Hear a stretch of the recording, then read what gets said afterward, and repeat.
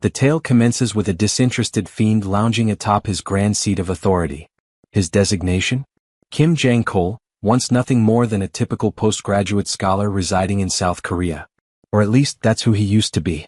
Merely a day prior, he underwent a bewildering transformation, now embodying Kratos, the sovereign of demons and ultimate adversary in the digital universe of his cherished game. A narrative trope indeed.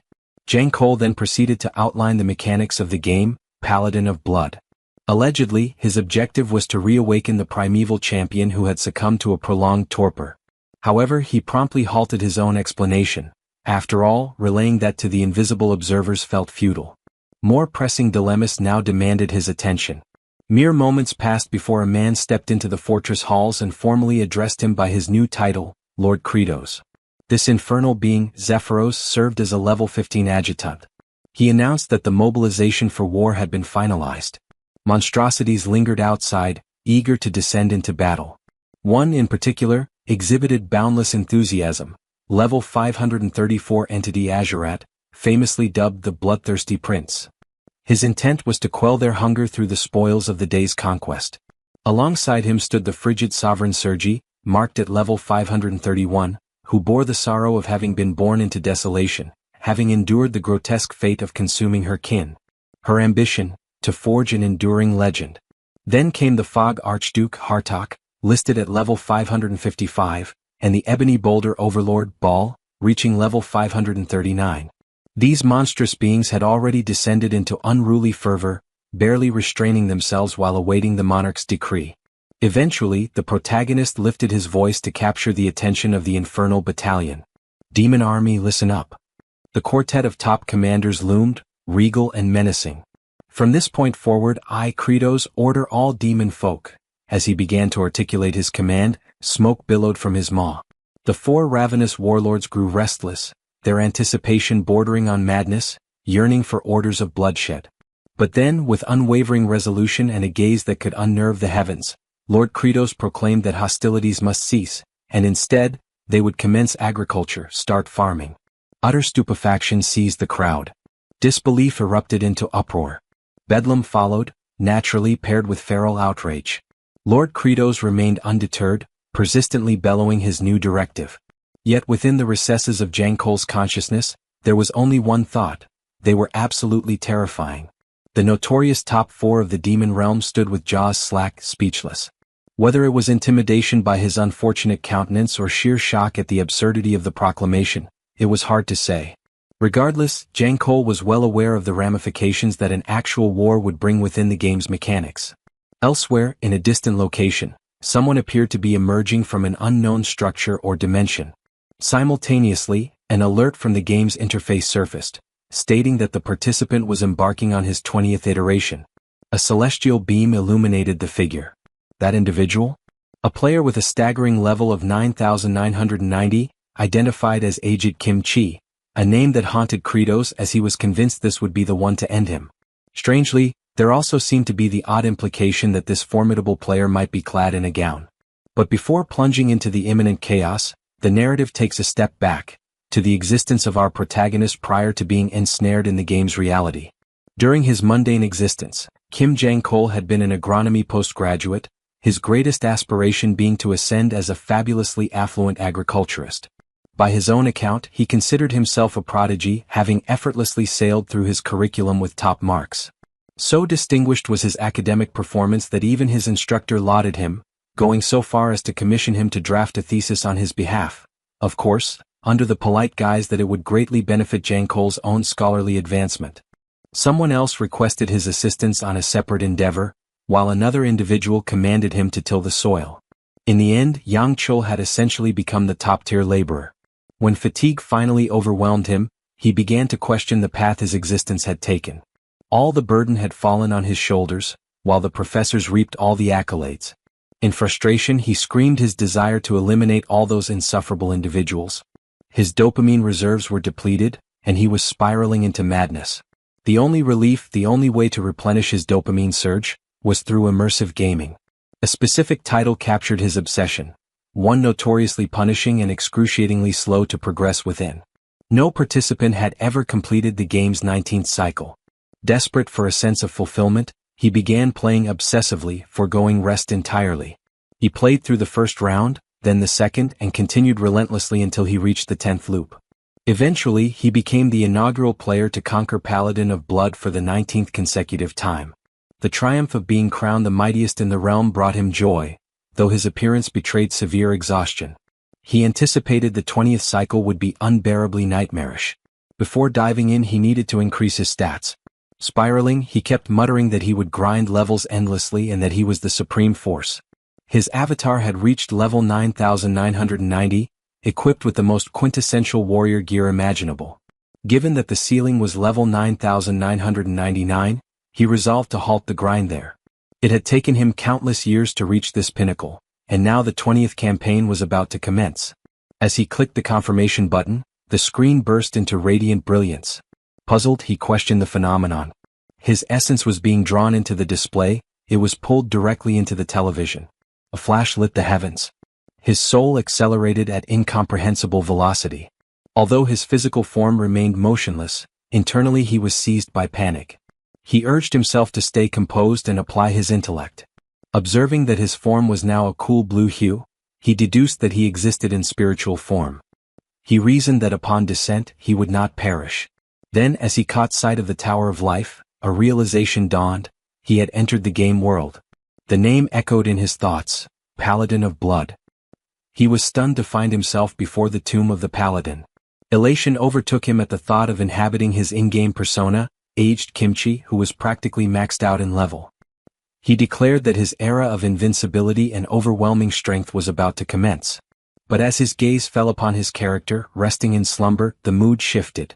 His digital avatar was a muscular blonde man dressed in an enchanted girl ensemble, wielding a wand shaped like a winged heart. Upon witnessing this scene, a wave of realization crashed over him. He had no desire to morph into that. His soul veered off course. He had no clue where it was headed now. Then his vision settled on the Demon King, poised atop a throne.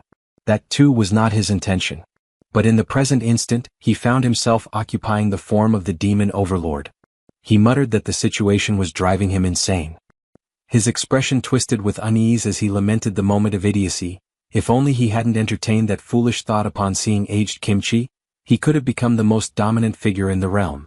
Now all he felt was regret and foolishness. His attendant advanced down the corridor. Zephyros perceived whispers echoing from within, rumors that Kratos had undeniably diminished in strength. His gaze turned toward the entrance, trying to pinpoint the origin of the murmurs. The voices grew clearer, it was the general speaking. Azurat proposed an alliance to sever Kratos' head and subsequently divide the dominion of the throne among themselves. He justified this mutiny by recalling how Kratos had seized the crown by decapitating the prior demon sovereign. However, Azurat briefly entertained the notion that perhaps Kratos hadn't weakened at all. If that were the reality, any two of the four attempting to overthrow him would likely suffer grave wounds or perish entirely. Sergi responded by suggesting that if Azurat volunteered to act as their shield, they might stand a chance. Annoyed, Azurat retorted with a warning: she could fall to his hand before the plan even began. Meanwhile, Baal voiced no preference. His thoughts revolved solely around his appetite. Azurat challenged the group further, questioning what they would do if definitive proof emerged that the Demon Lord's power had waned. 3 of them responded without hesitation: if it were true, they would eliminate him. Baal once again remained indifferent. Hunger was his only concern. Outside the chamber, Zephyros remained stationed by the doorway. He relayed troubling information to Kratos. Morale within their forces had plummeted entirely. He elaborated that incidents of infighting and cannibalistic behavior among the ranks had escalated. Others had deserted the demon territory altogether without any declaration. Furthermore, he informed Kratos that the 4 supreme demon generals were livid. Word had spread that he had lost his strength, and a coordinated coup was forming to claim his head. This revelation caused Kratos to shiver. He understood the stakes. Should the 4 generals converge upon him, survival was implausible. In short, displaying any semblance of fragility meant certain death. His mind drifted to aged Kimchi. Since he hadn't merged with that form, he pondered whether the character remained inert, an abandoned corpse. The thought crossed his mind that perhaps an invasion into the human domain would have been the superior choice. Zephyros then unveiled a recording dispatched by General Ogmia. The footage featured the tomb of the Paladin. Within the video, aged Kimchi was depicted slaying demons without mercy. One demon in particular appeared terrified, pleading desperately for assistance. Agonizing shrieks filled the air as his eyes were savagely torn from their sockets. Aged Kimchi emanated the aura of a remorseless executioner. Upon witnessing this, Kratos acknowledged that launching an assault on humanity was futile. The way Kimchi operated resembled a deranged killer. Kratos felt resolute. He had no intention of ever encountering him. He would remain entrenched in that location regardless of the cost. Under such conditions he saw only two possible outcomes: appear diminished and be executed by the generals, or enter the human realm and be brutally slain by Kimchi. Either way doom awaited. Despair weighed heavily on him, and he internally lamented his transference to this accursed world. He expressed that even fleeting happiness seemed unattainable. One option remained: stabilize the food crisis and pacify the demon population. Zephyros then inquired about his next destination. Kratos first mumbled an apology, then responded that he intended to survey agricultural lands. Zephyros recoiled, visibly disturbed by the apology. Kratos questioned his reaction. Zephyros elaborated: Kratos was egocentric, conceited, and utterly devoid of etiquette. To hear him say pardon was nauseating and downright disturbing. He urged him never to repeat such behavior. Internally, Kratos was puzzled by Zephyros' attitude. He wondered if perhaps his subordinate was deliberately trying to provoke him. He couldn't tell if Zephyros was simply committed to playing some elaborate role. Zephyros had made only a single appearance, just before the confrontation with the demon sovereign, without any context or background, and that brief emergence ironically contributed to his popularity. At the time, his words were a plea to the revered paladin, informing him that the monarch of darkness no longer wished to engage in combat. Aged Kimchi attacked him anyway. Following that, Zephyros expressed regret for his inability to safeguard his liege, which led players to perceive him as either deeply devoted to the Demon King or someone who held immense admiration for him. Now, Zephyros informed Kratos that his latest failure was unlike any previously seen. Never before had he encountered a Dark Lord who had forfeited so much faith among their own kind. To Kratos, Zephyros was insufferably irritating. The attendant then pulled out a journal and remarked on his intent to cultivate in demonic territory, likening his memory to that of pigeons, fleeting and poor. Kratos reminded him of his own authority as sovereign, warning him not to press further, yet Zephyros persisted unabated. This left Kratos pondering why his subordinate displayed no signs of intimidation. Zephyros elaborated that past demon kings, including Kratos himself, had attempted agriculture in that same wasteland. The brutal and extreme fluctuations in climate rendered the land barren, unfit for crops. Kratos conceded internally. He knew it was desolate terrain, but remained assured that his current strength could bring salvation to it. In truth, farming was a task he loathed, but survival demanded it. Zephyros watched in bewilderment as Kratos began tilling the soil. The sight became comedic when the Demon King inadvertently ingested the dirt. Zephyros remarked that the Dark Lord had now become a destitute figure who consumed soil. He documented the observation in his notes. When Kratos instructed him to cease writing, Zephyros insisted it was merely his duty, asserting that chronicling the ruler's activities was essential. He even scribbled a comment about the apparent decline in Kratos' memory retention. To the Demon King, Zephyros was a persistent nuisance. Upon analysis, Kratos confirmed the soil lacked nutrients. No traces of nitrogen were present. Nitrogen, an element vital to botanical growth, is inaccessible to plants in its atmospheric state due to its molecular structure. Despite comprising 78% of the atmosphere, its tightly bound triple atoms prevent any spontaneous chemical interactions. Humanity had addressed this problem via industrial nitrogen fixation through advanced chemistry, which had sparked a revolution in food supply. Unfortunately, duplicating that process here was unfeasible. There was simply no base substance available to begin cultivation. Then Kratos reflected on a natural solution: lightning. Atmospheric discharges of high-voltage oxidize nitrogen into nitrites, which then mix with rainfall and seep into the earth. His method would mirror this natural system. It was time for his signature move. Kratos dragged a claw across his hand, drawing blood, initiating his infamous ability, Bloody Strike. The spell simultaneously unleashed electrical energy and moisture, designed precisely to prepare the soil for sowing. He ordered Zephyros to step aside. The pain was sharp and relentless. Kratos couldn't fathom how the deranged Demon King had managed to use such a technique habitually when it stung so violently. Just as he braced himself for the incantation, he sensed something amiss. His gaze drifted, catching the figures of the four great generals observing from a distance. Their presence was devoid of any lethal pressure, but their expressions were clear. They believed their leader had weakened. This revelation startled Kratos. Zephyros casually stated that the demon lord had diminished by a full 100%. That statement triggered a thought in Kratos. Perhaps Zephyros was no mere aide but a covert executioner, provoking him intentionally before finishing him off. Still, it seemed preferable to an inevitable death. Resolved, he cut his hand again and activated the bloody strike. The result? Nothing. Only blood loss. He winced openly, unable to mask the agony. Then came the generals. One of them stepped closer and inquired if he was feeling unwell. Not a single one of them even bothered projecting any aura of menace. The only thing Kratos could mutter was a curse beneath his breath. Elsewhere, aged Kimchi surveyed the immense landscape before him. Traces of his prior existence lingered in his memory. He had lived through more than a dozen lifetimes and had once been driven by a powerful summons, a call of obligation that guided his steps. But now that directive had vanished, and the once commanding voice had fallen silent.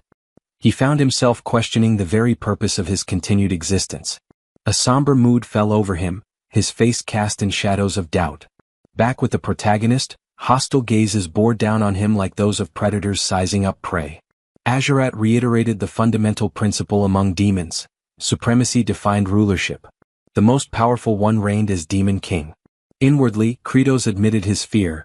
Each of the generals radiated an overwhelming presence, and he was all too aware of just how terrifyingly formidable they were.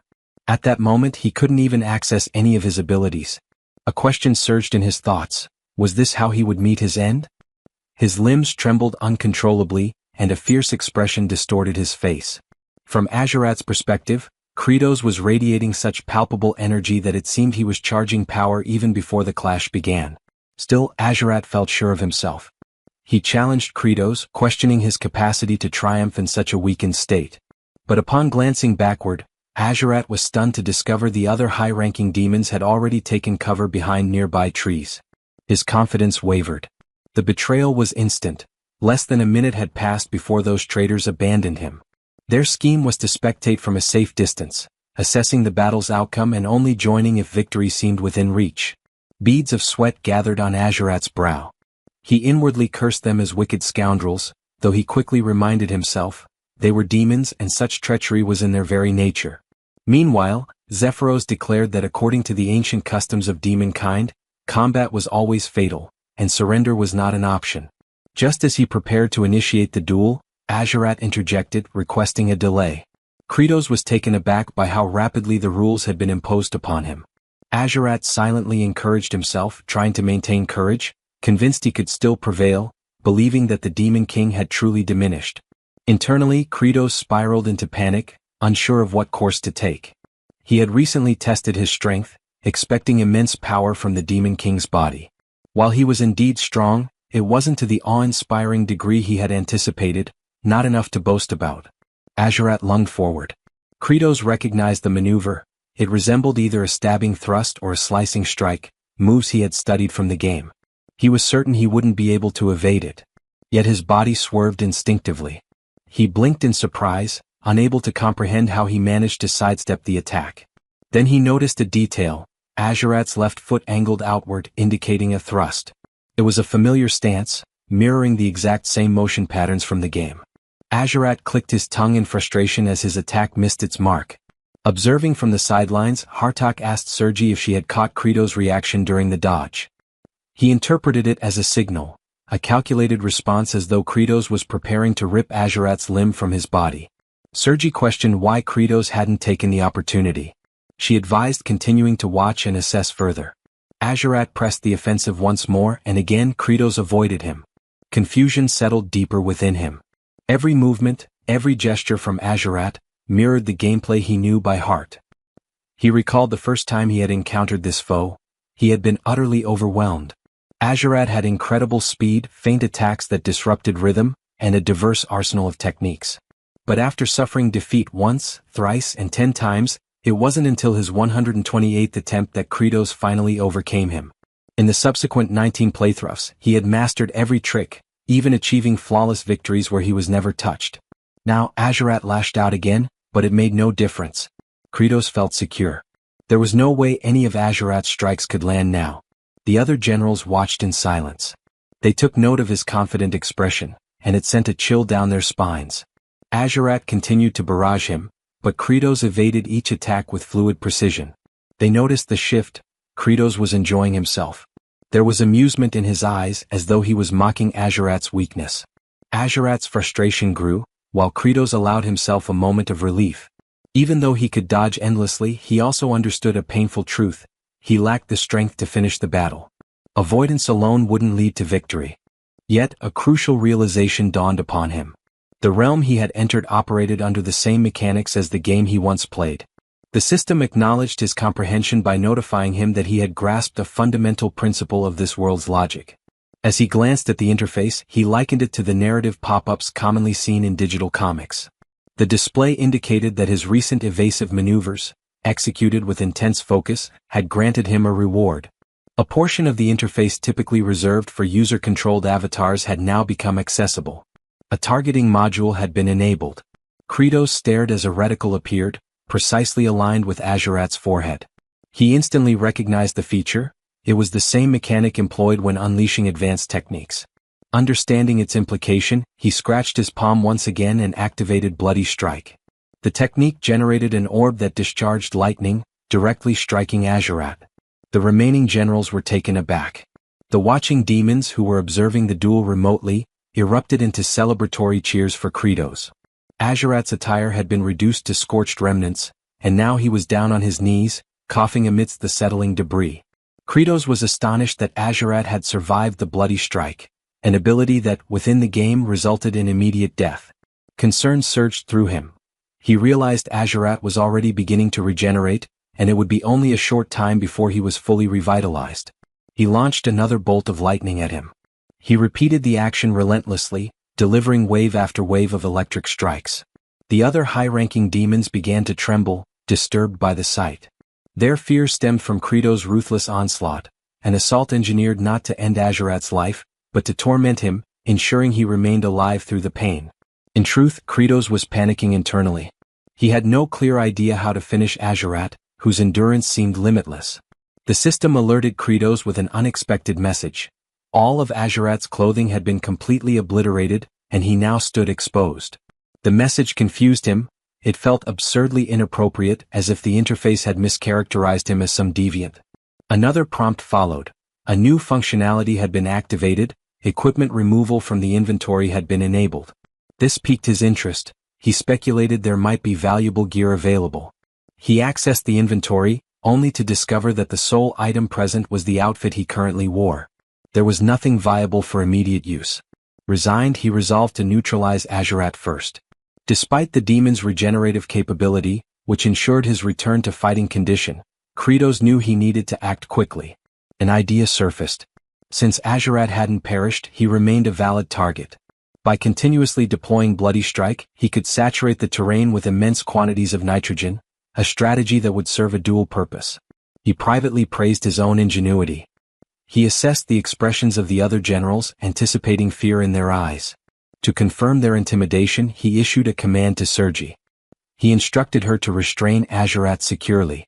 Sergi interpreted the directive differently, believing it to be a calculated act to disgrace both herself and Azurat by binding a naked figure in such a degrading fashion. Nonetheless, Azurat was affixed to a cross. That was the initial step, constructing a conduit for the upcoming lightning barrage. Azurat remained unconscious while being positioned. Minutes passed before he stirred and declared his full recovery. He mocked Kratos, stating that his inability to kill with Bloody Strike proved his decline in strength. He vowed to decapitate him. But Kratos had moved on to the second stage. By executing Bloody Strike, he aimed to oxidize atmospheric nitrogen into nitrite. He instructed Hartok to envelop the entire area in thick fog. The haze needed to be so dense that moisture would drip freely. Hartok, interpreting the plan as a means of amplifying the torment, concluded that Kratos was enhancing the lightning's conductivity to increase the pain. He admired the inventiveness of the approach, admitting it was an enlightening experience. He complied, conjuring the mist. This was the third phase, diffusing the fog. The fourth phase followed, strike and repeat. Kratos continued activating Bloody Strike, pushing his limits to the point of personal agony. Zephyros observed with an indifferent expression, unmoved by the spectacle. Meanwhile, the generals stood in stunned silence, overwhelmed by the sheer intensity. Azurat endured repeated blasts over and over again. Kratos found satisfaction in the process, not just for subduing his opponent, but because in doing so he was enriching the soil with nitrogen, rendering it fertile ground for cultivation. He imagined a prosperous yield awaiting him. That single thought filled him with anticipation. He unleashed another strike, continuing the cycle until twilight descended. Eventually the protagonist examined the earth. Satisfaction settled over him. All that remained was to maintain the infusion of nitrogen using the same method. His subsequent objective was to enhance the soil's quality. The current state of the terrain, loose, poorly bonded, with an inconsistent texture, prevented proper oxygen flow and retained excess water. For successful cultivation, a friable, crumb-structured soil was essential. Hence, the next necessary step was to produce fertilizer. He issued a command of utmost importance. He demanded organic waste. The high-ranking demons were staggered. Following the intense punishment inflicted on Azurat, they assumed the command implied smearing him with excrement. To them the idea bordered on savagery. They viewed the directive as unbelievably brutal. Elsewhere, beneath the bright midday sky, aged Kimchi wandered through the forest. A distant plea for aid reached his ears. He made his way toward the source, parting the foliage. There, behind the shrubbery, stood two individuals. They claimed to have been assaulted by goblins and requested assistance, offering compensation in return. For readers acquainted with these two figures, their identities were clear, true legends of the genre. Aged Kimchi's expression remained stern, unsettling the pair. Though he reassured them of his innocence, the men instinctively judged him to be deeply suspicious. He questioned their injuries and, without delay, hoisted the nobleman onto his shoulder like a sack of grain. The other man was instructed to guide them forward. While being carried, the noble remarked on Kimchi's strength. He introduced himself as Ravage Azrahan, with his companion identified as Dayal Frontera, an homage to the iconic characters Lloyd and Javier. When Ravage inquired about Kimchi's identity, the reply was that it remained a mystery yet to be solved. For those unfamiliar with the greatest estate developer, the scene hinted at future coverage of the series. Back at the demon stronghold, the trio of commanders appeared exasperated. Hartok questioned how they were expected to simply produce feces. He sarcastically suggested if they were meant to create it on demand. Sergi shouted in dismay, appalled, revolted, and clearly overwhelmed. She spiraled into panic. Baal admitted he hadn't eaten in a considerable time and thus couldn't contribute. He speculated that Sergi was equally incapable. She snapped at him, refusing to discuss such matters. Hartok, unwilling to donate his own waste, proposed a more aggressive solution, coerced the lower-ranked demons into providing it. Soon after, in a demonic village, a desperate creature pleaded with them not to proceed. The unfortunate soul protested that he couldn't relieve himself while being observed. He begged them to step outside. Another soldier retorted that similar requests had been made before, yet no progress had been achieved. Hartok grew impatient, demanding results. He confirmed with the demon that, despite all effort, there would be no outcome. The creature confessed he hadn't eaten in days. Frustrated, Hartok seized the demon, summoning his power. He thanked the poor thing for the accidental inspiration. He attacked him, eliciting a painful cry. The assault was cut short when Baal intervened, gripping Hartok's wrist. Hartok asked what the interruption was for. Baal clarified that piercing the abdomen would be fatal, eliminating any chance of obtaining the needed material. He explained that the demons must remain alive to yield the waste required. Hartok released the demon and, surprisingly, praised Baal's insight, especially coming from someone like him. Yet, he followed with a threat, suggesting they feed the villagers Baal's flesh to stimulate production. Baal prepared to retaliate. The captive demon trembled as tensions escalated. Hartok and Baal were moments away from clashing when a powerful voice roared across the area, demanding an explanation. It was Kratos. A single application of Bloody Strike sent both to the ground. Infuriated, he reminded them that humans weren't the only beings capable of defecation. His irritation was palpable. He proceeded to inform them that excrement lacking nutritional substance held no utility. What they required was waste matter rich enough to serve as effective compost. Zephyros, perplexed, inquired about the meaning of compost. Kratos clarified that it referred to a component that delivers nourishment to the soil. Typically, such compost is formulated using wood ashes, unwanted vegetation, dirt, broken eggshells, and poultry droppings. For the ashes and weeds, they could repurpose the abandoned homes they had encountered earlier. The complication arose with sourcing eggshells and bird waste. Suddenly, a memory surfaced. He instructed Zephyros to fetch the territorial map. Once unrolled upon the surface of a table, it confirmed his suspicions. It was the identical layout he had encountered within the confines of the game. This meant that if he reached a specific location, he should be able to locate what he sought. He was referring to the nesting grounds of the infernal seabirds. In the game environment, flocks of them populated the area extensively. It implied that these creatures absorbed abundant nutrients from the lands of humans, and subsequently deposited both their excrement and eggs in that territory. Kratos considered it an ideal collection point. Zephyros hesitantly asked if the demon sovereign truly intended to gather waste from the seagulls. Kratos acknowledged the accuracy of the observation. Zephyros then disclosed the name of the area, the Cliff of No Return.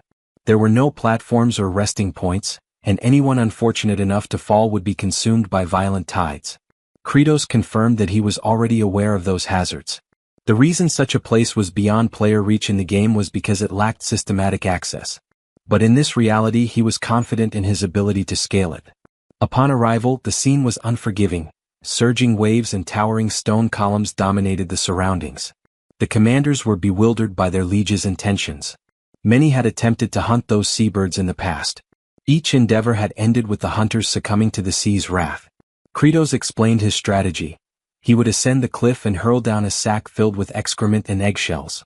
He commanded the generals to ensure it would be caught. If successful, everyone would have sustenance. Baal stood in silence.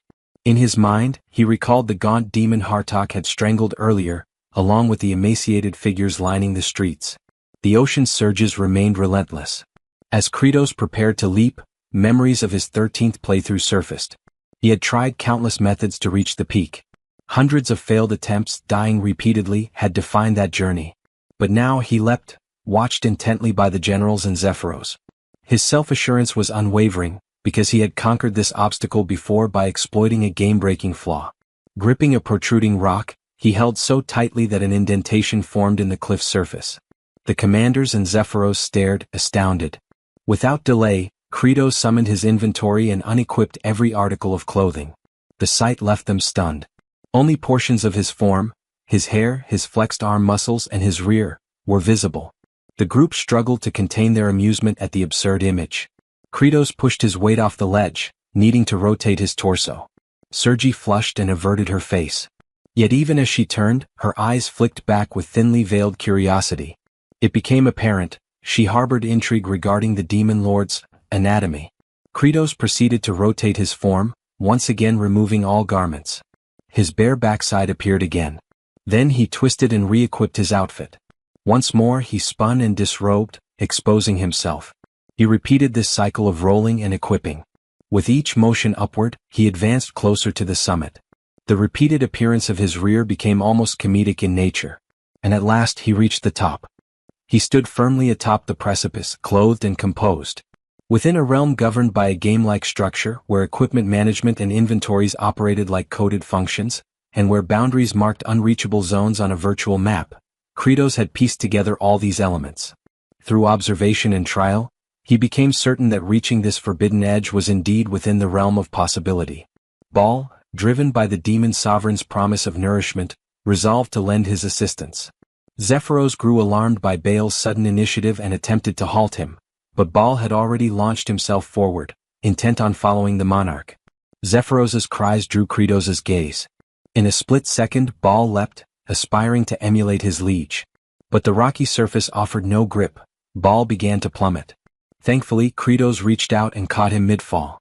At that moment, Kratos was bare-chested, only the upper portion of his form visible from behind the stone ledge, as he clung desperately to Baal's weight. To make it work, he needed to activate the same glitch that had allowed him passage earlier.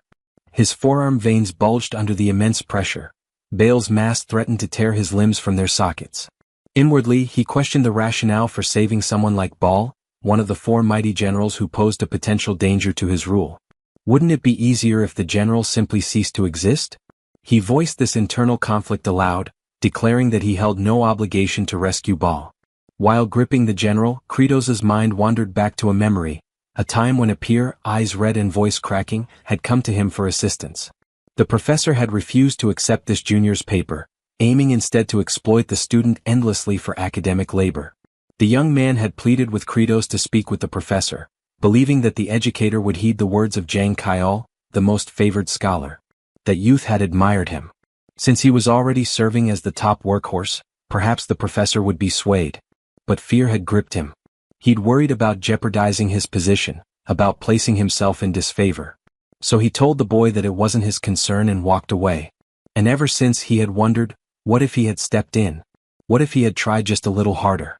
If he had pushed himself to his limits, perhaps the face that haunted him in memory would have worn a smile instead of despair. Now that same sensation welled up as Ball clung to him. In that moment of suspended peril, Kratos resolved to do what he hadn't done then. He clenched his jaw, braced himself, and shouted with all his might. His bones groaned under the strain. Summoning every ounce of his physical capability, he heaved the general upward, throwing Ball atop the cliff. The large figure crashed onto the stony surface. Meanwhile, Kratos cradled his fractured arm, pain evident in his posture. Ball, stunned, observed his sovereign's self-inflicted injury. The demon lord had risked his own well-being without necessity. Ball, overcome with emotion, questioned why. For a time, Kratos said nothing. Then, in quiet solemnity, he offered the reason. It was a choice that carried less pain than turning his back on those who relied on him and facing the regret of abandonment. Ball trembled. Moisture welled in his eyes. Within Kratos's thoughts, the act felt like redemption, something he should have done for that pleading junior. The regret of not assisting those in desperate need lingered in him, following him even across dimensions. At that poignant moment, a translucent system notification emerged. It stated that even while still not fully acclimated to the vessel of Demon King Kratos, he had exerted every fiber of strength. As a result, he had earned Baal's genuine gratitude, one of the 4 supreme commanders. Kratos became aware of the depth of that appreciation. To honor this milestone, the system activated a new feature. From now on, bestowing upon the army a shared sense of deep satisfaction would reward him with a substantial number of points. He reflected on the substantial quantity. The system promptly notified him that the happiness point, or HP, accumulation feature was now active. Kratos pondered what exactly a happiness point was. At first, he assumed it might be something akin to a discount coupon for frozen treats. The system, clearly irritated, rebuked his misunderstanding, questioning what kind of fantasy world would even offer ice cream. Startled by the system's direct and conversational tone, Kratos realized it could respond to his thoughts. It was then clarified that for every demon soldier who experienced satisfaction from a full belly, Kratos would earn a single happiness point. These points could then be used to enhance his attributes. At present, Kratos had access to merely a fifth of the demon lord's total strength. This revelation explained his relative weakness in comparison to his subordinates. The system encouraged him to develop all 5 of his attributes and strive to unlock the demon lord's full capabilities. Curious to try the function, Kratos attempted to increase his stamina by 10%. A notification appeared, explaining that the cost for such an upgrade would be 50 happiness points, a steep price in his view. The system further revealed that abilities could also be upgraded. His current skill, Bloodstrike, was only at its first tier and required a hefty 250 points to level up. Realizing the large quantity of points he'd need, Kratos reasoned that through effective farming, he could steadily accumulate HP and thereby greatly enhance his strength and improve his odds of survival. In addition to this revelation, he received something else: gratitude. With a sly grin, he quietly enjoyed the rare feeling. From Baal's perspective, however, the expression worn by the demon lord was far from comforting. It seemed to communicate a silent threat, a reminder that a debt had been formed and defiance would not end well. To Baal, Kratos appeared as a ruthless leader, one who didn't save lives out of compassion. Shortly after, the demon sovereign lifted a large eggshell and summoned the others' attention. He declared his intent to fill the shell with organic waste and toss it toward them. The trio stood frozen in disbelief, entirely unsure how to respond. As promised, the demon lord launched the container, its contents flung toward the stunned group. The unexpected barrage caused uproar. They had no time to react. It was quite literally a storm of filth. The 3 generals were overwhelmed, certain they had reached their limits. Meanwhile, Kratos believed this was only the beginning. He demanded full dedication to agriculture. The essential elements of natural fertilizer, seabird droppings, fragmented eggshells, scorched wood remnants and properly tilled soil, needed to be blended thoroughly. He summoned Sergi for this task and instructed her to pulverize and combine the materials. Sergi was dumbfounded. The command seemed beneath her station. Despite her numerous limbs, which made her ideally suited for the work, she was incensed. Proclaiming her status as the frigid monarch, she armed herself, stating that her appendages were not intended for menial duties like compost preparation. However, the intense gaze of Kratos silenced her. He offered an alternative, a simpler task. He directed her attention toward Azurat, who still emitted faint wisps of smoke from the electric blasts he had received. All she had to do was remain in place. A straightforward job, no? Thus, the regal monarch of ice became an unwilling mixer of compost. Rumor suggested she remained in that role to this day. Internally, Kratos was close to losing composure. He reminded himself that these generals were all volatile, and one misstep could easily end in disaster. But then he reminded himself of his position. He was the demon sovereign. With nothing but determination and brute resolve, he would press forward. The next phase in producing the fertilizer had arrived, the application of moisture. He summoned Hartok and instructed him to saturate the air with mist. However, Hartok raised objections to this directive, arguing that the resulting humidity would intensify the already unbearable stench. He had no desire to carry out such a revolting command. Then Kratos revealed his trump card once more. His eyes landed squarely on Azurat. No one was eager to serve as a living conduit for electricity, so Azurat swiftly soared through the surroundings, dispersing dampness across the atmosphere. Kratos then consulted Baal to confirm whether the level of moisture sufficed. Baal acknowledged that the consistency had softened with the addition of water, just as their ruler had anticipated. At last, the third stage called for the compost to be relocated to a shaded, arid location and layered with a covering fashioned from seagull plumage. Yet a challenge loomed.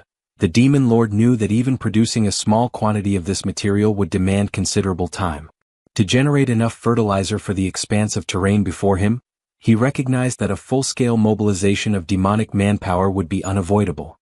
His expression hardened. Something troubled him, but it was an obligation he couldn't ignore. Kratos resolved to proceed under the authority granted by his crown. Later that evening, elsewhere within the dominion of demons, a modest wooden shelter came into view. Inside, two infernal beings resided. One reclined upon a makeshift bed. The figure lying down was a young female demon named Flute. She called out to her father, who inquired softly what had happened.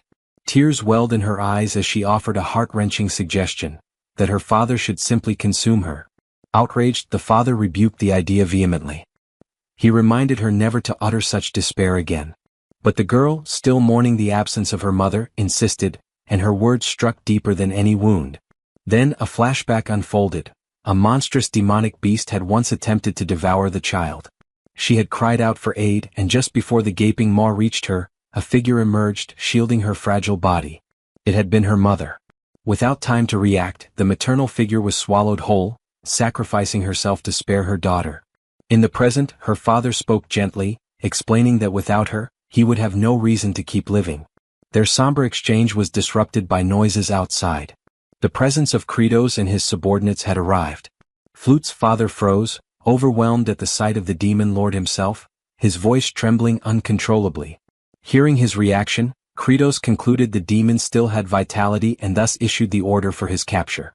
The father pleaded, explaining that there was no one else to care for his child, and if left alone she might fall prey to more powerful demons. Flute sobbed, begging them to release her father, but the demon lord remained unmoved. He then turned to Zephyros inquiring about the current count. Zephyros confirmed they had secured 20 demons and required 30 more to meet their goal. As Kratos turned to leave the residence, his eyes once again rested on the girl. She continued to cry, believing she was about to lose another parent. Inside the game she had been featured as a berserk adversary, a demon child driven mad. He had frantically tapped his controller, initiating a rapid slash to eliminate her. The look in her eyes now was identical to the one from that moment, and it momentarily stirred something inside him. But he was the demon king and emotion had no place in policy. Maintaining his stoic demeanor, he issued one final decree before departing. He commanded the cessation of all cannibalistic behavior among the demon kin. He also directed Zephyros to assemble the remaining infernal beings and order every one of them to begin working on fertilizer production immediately. At last, the protagonist fully accepted the mantle of leadership, and with it the accompanying burdens and trade-offs. Several days later, the demon inhabitants who had been conscripted had already begun to labor diligently across the fields. Wielding their weapons as crude tools, they turned over the composted earth. Among them, Flute's father, now known as Dyrok, voiced his skepticism. He questioned the value of this toil, convinced that their exertions over the past few days were fruitless. The notion of agriculture to him seemed utterly absurd. A companion cautioned him to be careful with such statements, warning that they could cost him his head. But Dyrok stood resolute, maintaining that regardless of what happened, their fate was already sealed. Even if the terrain became arable, they still lacked any viable crops to sow. As if summoned by the critique, Kratos materialized and addressed the doubt directly, posing a rhetorical question about the future of their planting efforts. Dyrok immediately recognized that he had spoken out of turn and was now in jeopardy. The Demon King instructed him to come along. What Dyrok was unaware of was that Kratos had already identified a potential answer days prior. On the very occasion he had faced opposition from his high-ranking officers, a particular violet blossom had caught his eye. He had instantly recognized it as a candidate for cultivation. And so, he guided Dyrok to stand before this same flower. Kratos informed him that they would be planting the roots of this plant. Baal and a segment of the agricultural unit had already retrieved samples from different areas. Dyrok, now unnerved, humbly explained that the root of this flower was inedible, capable of inducing severe stomach agony, even fatal consequences. The demon sovereign then tugged the flower from the ground, stating plainly that this was the only resource at their disposal. The trial to determine its edibility should have concluded by now, he added. Dyrok was stunned by the revelation. His composure nearly shattered. In a state of panic, Dyrok raced to his daughter's side, crying out in desperation. He questioned the demon lord's morality, demanding to know why such a cruel experiment had been inflicted upon an innocent child. He pleaded for his daughter to be spared from ingesting the roots. Barging into their home, Dyrok halted abruptly at what he witnessed. Flute, appearing far healthier than before, was cheerfully consuming the roots without discomfort. Dyrok, trembling, asked in disbelief if she truly felt fine. Flute affirmed that she did.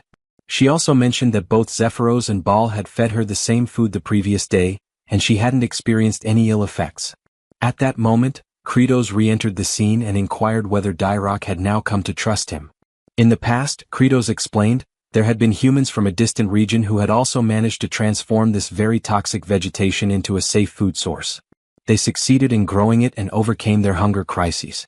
With a wicked grin stretching across his face, the Demon King unveiled the truth, that this very plant was now recognized in the human realm as the potato. Flute looked up and sincerely expressed her gratitude, thanking Kratos for his compassion toward someone as insignificant as her. At that instant, a translucent prompt manifested before the Demon King. The system had taken note. A portion of the demon population was now content from being well-fed, and Kratos had earned his first happy point. The counter increment, 1 point added. A display showed the current tally of HP. Kratos was genuinely taken aback by the notification. He looked once more at Flute, who beamed with genuine warmth. Then a memory surfaced, a recollection from when he had been merely a player. It was that same Flute, rendered within the game, a naive demon child who had been coerced into doing terrible things just to survive. The image back then starkly contrasted with what stood before him now. A faint smile crept across Kratos' face. He acknowledged to himself that, as a demon lord, perhaps he didn't always need to wear a stern mask. He smiled, awkwardly, perhaps grotesquely. But it was a real smile. Internally, he mused that a little demon like her just needed to eat well and grow up strong. Unfortunately, this sentiment was wholly misunderstood. His attendants misread his intentions, interpreting the look on his face as sinister. Baal, in particular, assumed the Demon King had ulterior motives, that he was merely fattening the girl up to devour her later. To him, Kratos was the embodiment of a truly malevolent monarch. Yet, unbeknownst to them, the expression Kratos had revealed was the one he had always hoped others would see, though it could not have been further from the truth. Following those events, it was revealed that the most remote location within the expansive dominion governed by the demon lord bore the name Chavain de Antir. The entire region was segmented into 5 distinct sectors, and this frigid expanse lay within the most secluded one. Temperatures plunged to icy extremes by nightfall, only to surge into sweltering heat during daylight, a climatic pattern reminiscent of the high-altitude terrain of the Andean Plateau. In historical accounts, inhabitants of the Andes often faced food shortages, leading them to consume wild tubers laced with toxins. But did such desperation lead to extinction? On the contrary, humankind exhibited a remarkable talent, the ability to transform harmful provisions into digestible sustenance. That very human ingenuity was now being emulated by Geshiel, now recognized as Kratos, the reigning demon sovereign. Soon after, Dirac appeared and informed the demon king that the tuberous roots had already been positioned across the cultivated terrain. In response, Kratos instructed Baal to pulverize them. Without hesitation, Baal launched himself high into the air, landing with tremendous force to smash the roots beneath his immense weight. Under such crushing pressure, those potatoes stood no chance of remaining whole. Baal's task was far from over, as he would be repeating this action throughout the entire day. Kratos had devised a meticulous process. The roots were to be frozen under the cold night sky for 5 consecutive evenings. Then, under the scorching heat of the day, they would be softened and subjected to Baal's powerful impact. This repetition, freezing, thawing, pounding, would extract the poisonous content and allow it to dissipate. Once this cycle had been executed enough times, the remnants would be dried, preserved, and lightly heated for consumption.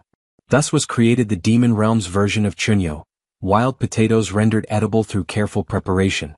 The narrative returned to Kratos, who summoned Zephyros and instructed him to assemble the group of demons assigned to fertilizer production.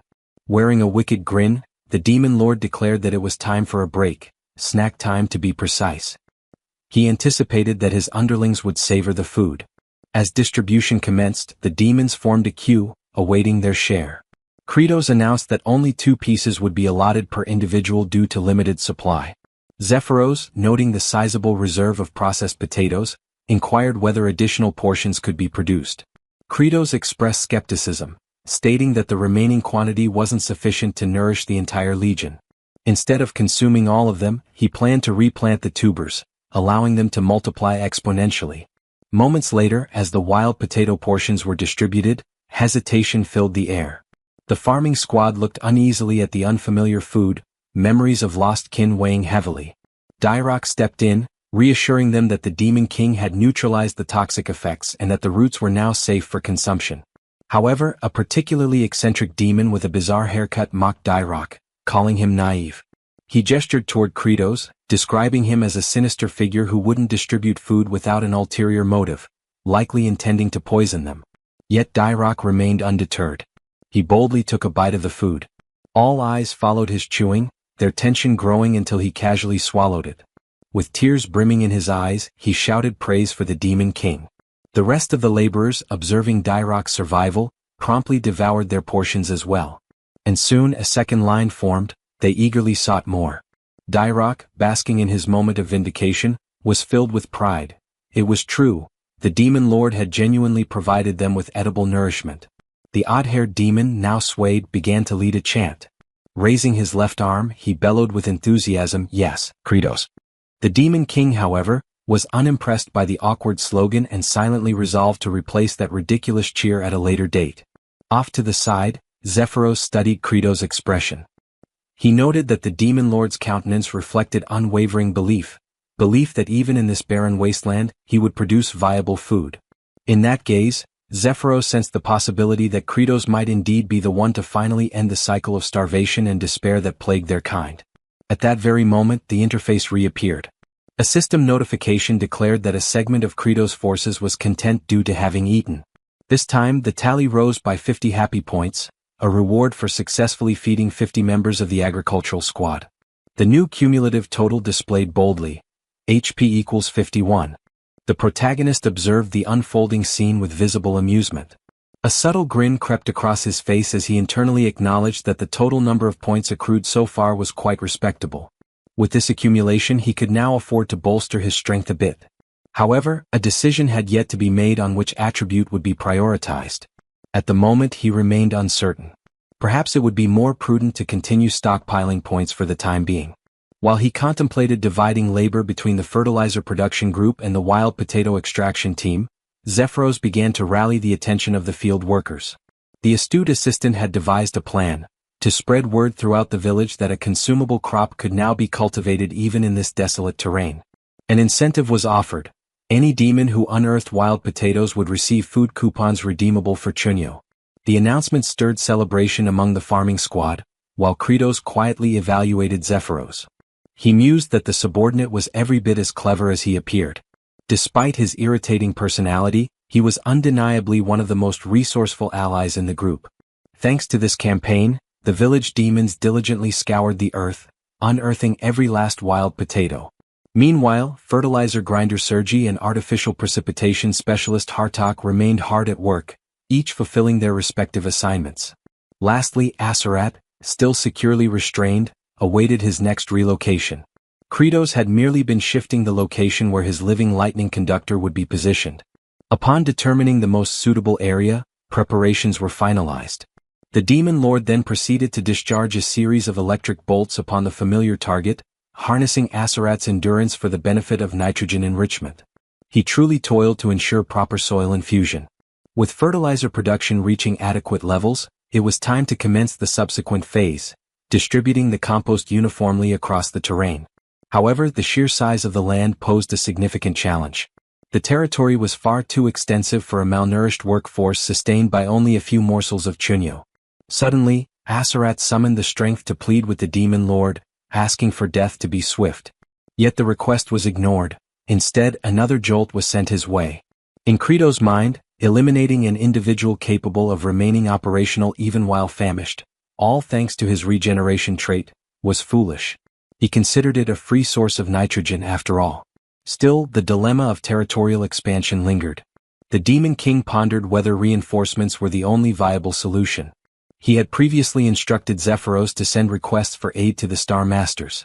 In the message, Zephyros had penned a firm directive: all offensive actions must cease, and manpower should be redirected toward agricultural development.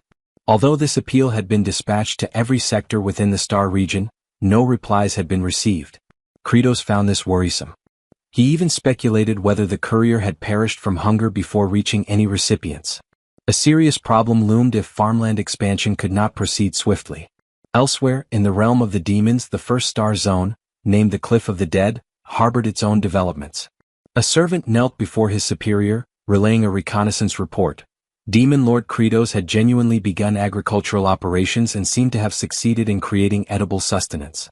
The master of this domain sighed, attributing Kratos' actions to fear, specifically fear of himself. This sinister figure, one whose power amplified with each demon's demise, interpreted Kratos' agricultural efforts as a tactic to halt both warfare and famine, thereby slowing his own growth. This elderly, Zeus-like entity was Saruthal, overseer of the First Star region and commonly referred to as the Father of the Dead. It was disclosed that his subordinate had already intercepted and eliminated the messengers dispatched to the other star sectors. In essence, the appeals for aid had been silenced, reaching no one beyond Saruthal's domain.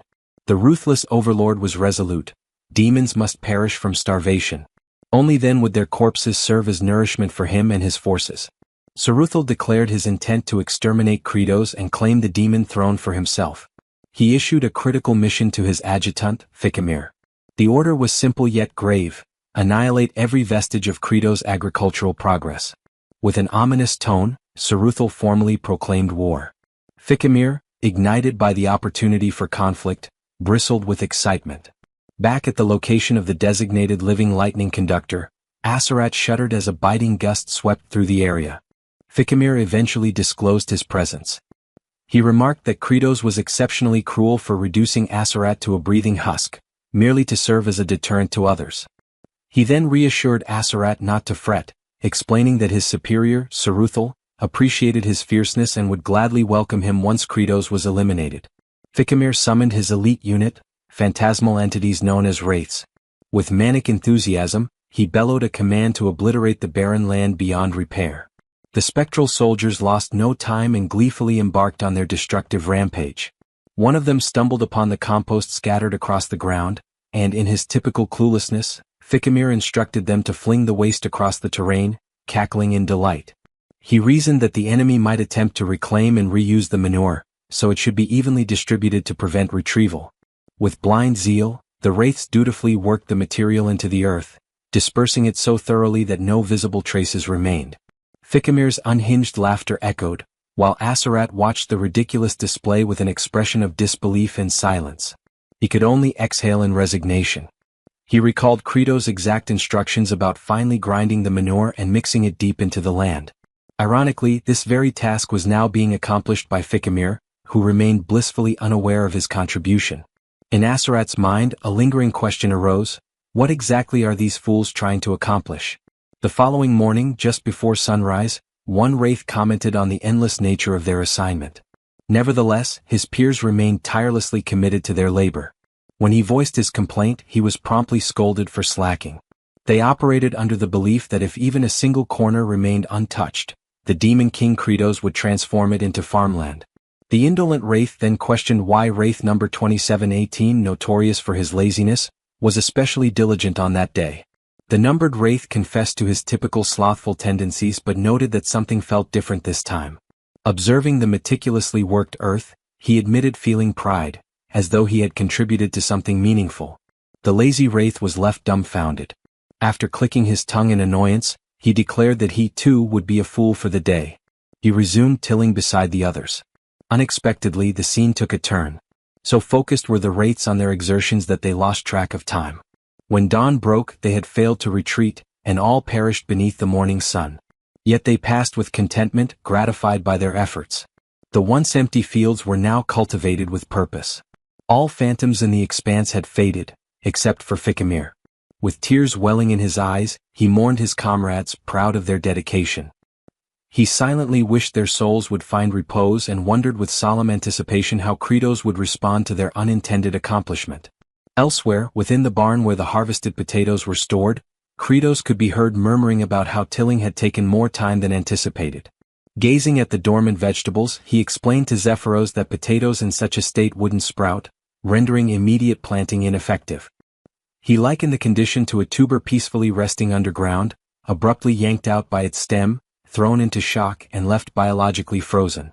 Deep in contemplation, Kratos considered that dormancy could be interrupted more rapidly by storing the potatoes at 4 degrees Celsius for 2 to 3 weeks before transferring them to a warmer, darker location. He intended to request Sergi's aid in cooling them with her frost-born magic, but she was fuming with rage at present. Hartok likewise was currently unreliable. Kratos knew that provoking both simultaneously could be perilous, so an alternative solution was necessary. As a last resort, the Demon King had even instructed the farming squad to perform physical drills near the potato cache, in the hopes that their body heat might hasten the warming process. They all ended up exhausted rather quickly, rendering that strategy a failure as well. Thus, the issue remained unresolved. Left with few alternatives, Kratos resolved to head over to the farmland and attempt whatever measures he still could. His focus narrowed to at least enriching the earth with nitrogen. A short while later, Kratos stood silently before the completely turned and fertilized soil. The ground had been thoroughly tilled and integrated. The pungent odor hung thick in the air, so intense that Asarat lost consciousness from the fumes. The demon lord stood stunned, speechless at the sight of the now prepared fields. He questioned internally how such a feat had come to pass, suspecting a miracle. Suddenly, an oblivious figure burst into laughter, the same fool who had unknowingly contributed to the miracle. He cackled in triumph, declaring their success, but his gloating was short-lived. Baal, looming behind him, lifted him effortlessly and presented him to the demon lord. This individual was none other than Ficamir, who had attempted to remain hidden. Kratos recognized him immediately as one of the notorious bosses from the Cliff of the Dead. He speculated that Ficamir might have arrived as backup. Without delay, Kratos demanded to know the reason for Ficamir's presence, a question that caused the demon to tense in panic. Just as Ficamir opened his mouth to reply, a swift blow from Kratos interrupted him. Zephyros, bewildered, questioned why the demon lord would strike before hearing a response. Kratos clarified that the act of withholding information was already suspicious enough, and sometimes brute force was the most effective interrogation tool. Ficamir, though pained, conceded that this approach was to be expected from the Demon King. Still, the demon remained tight-lipped, until he was subjected to a relentless barrage of punches. Blow after blow rained down. Eventually, Kratos himself grew winded. Ficamir lay motionless, barely conscious. Then, a prompt from the system materialized, reminding Kratos of his ability to enhance attributes using accumulated HP. With 51 points available, he invested in boosting his stamina. Refreshed, He resumed pummeling the unfortunate demon with renewed vigor. Thousands more strikes followed. In this act of merciless interrogation, Kratos demonstrated his fitness for the role of Demon King. Ultimately, Ficamir broke. He confessed not only his actions but the plot to eliminate Kratos altogether.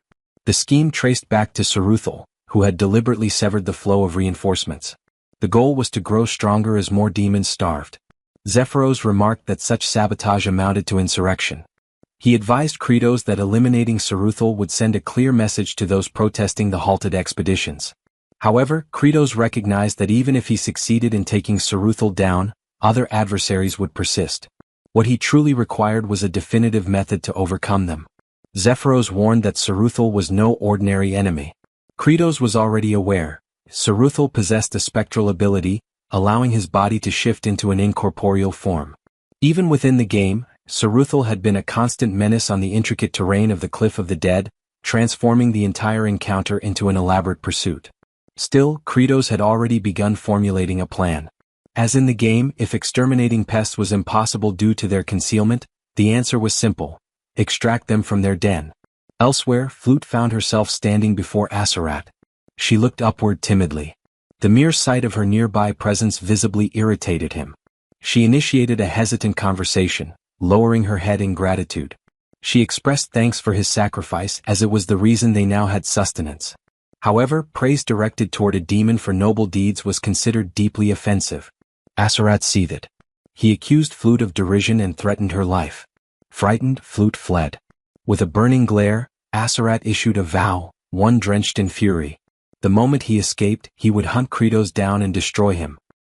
His moment of solace was abruptly interrupted as a chorus of demonic voices rose in melody directed toward him.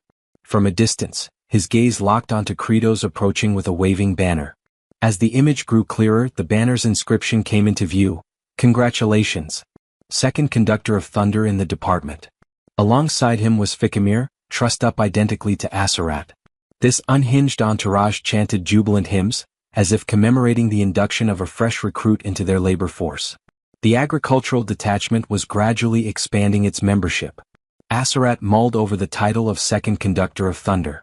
Moisture welled in his eyes at the hopeful prospect of being released.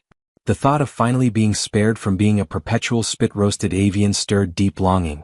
Yet within moments, Ficamir was merely positioned adjacent to him. No soul even considered unfastening him from the pole. With fervor, Kratos erupted into bellows, activating his sanguine surge technique. Aserat's stomach dropped as the full weight of reality set in. Kratos intended for both of them to share the burden of lightning absorption. The pair, defeated in spirit, yielded to their fate. All the while, Saruthal observed from afar through his scrying orb. The notorious overlord shrieked with horror as his elite subordinate, Ficamir, was officially baptized as the next electro-grilled minion. The unsightly, celibate demon monarch persisted, unleashing strike after strike. Ficamir's wails echoed, his form writhing under the surges. Saruthal wept for his underling's torment. Still, Kratos showed no mercy. The thunder cracked. Ficamir's cries escalated, almost indistinguishable from unholy moans. He was beginning to show signs of perverse enjoyment. Surveying this grotesque display, Saruthal howled in protest. At that very instant, Kratos turned his attention sideways. There hovered the familiar reconnaissance specter from the game, a spectral avian clenching a crystal globe. This confirmed Saruthal's active surveillance. Rage simmered anew within Kratos. His adversary had not only sabotaged his crops, but was now watching with contemptuous amusement. He vowed to ensure Saruthal rued the day he meddled.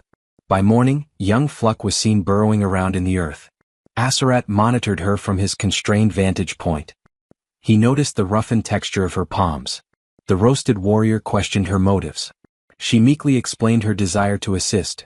After all, the Demon King, the 4 exalted generals, and every grown-up were toiling tirelessly in the fields. She longed to contribute. Aserat scoffed, branding her a naive, low-tier demon child. He grumbled that the idiot tethered beside him had already cultivated the patch she was digging. He suggested she direct her efforts somewhere useful. Hearing that, Fluck beamed with gratitude. She extended heartfelt thanks to Ficamir for tilling the field and offering himself as an additional lightning conduit. Ficamir's eyes glistened. Her words moved him. Suddenly the agony felt worthwhile. Asarat muttered under his breath that the man had officially gone off the rails. He mocked their agricultural ambitions in this forsaken land. He pointed out that the absurd potato they were trying to raise hadn't even sprouted. According to him, unless the spud cellar was warmed, no buds would grow.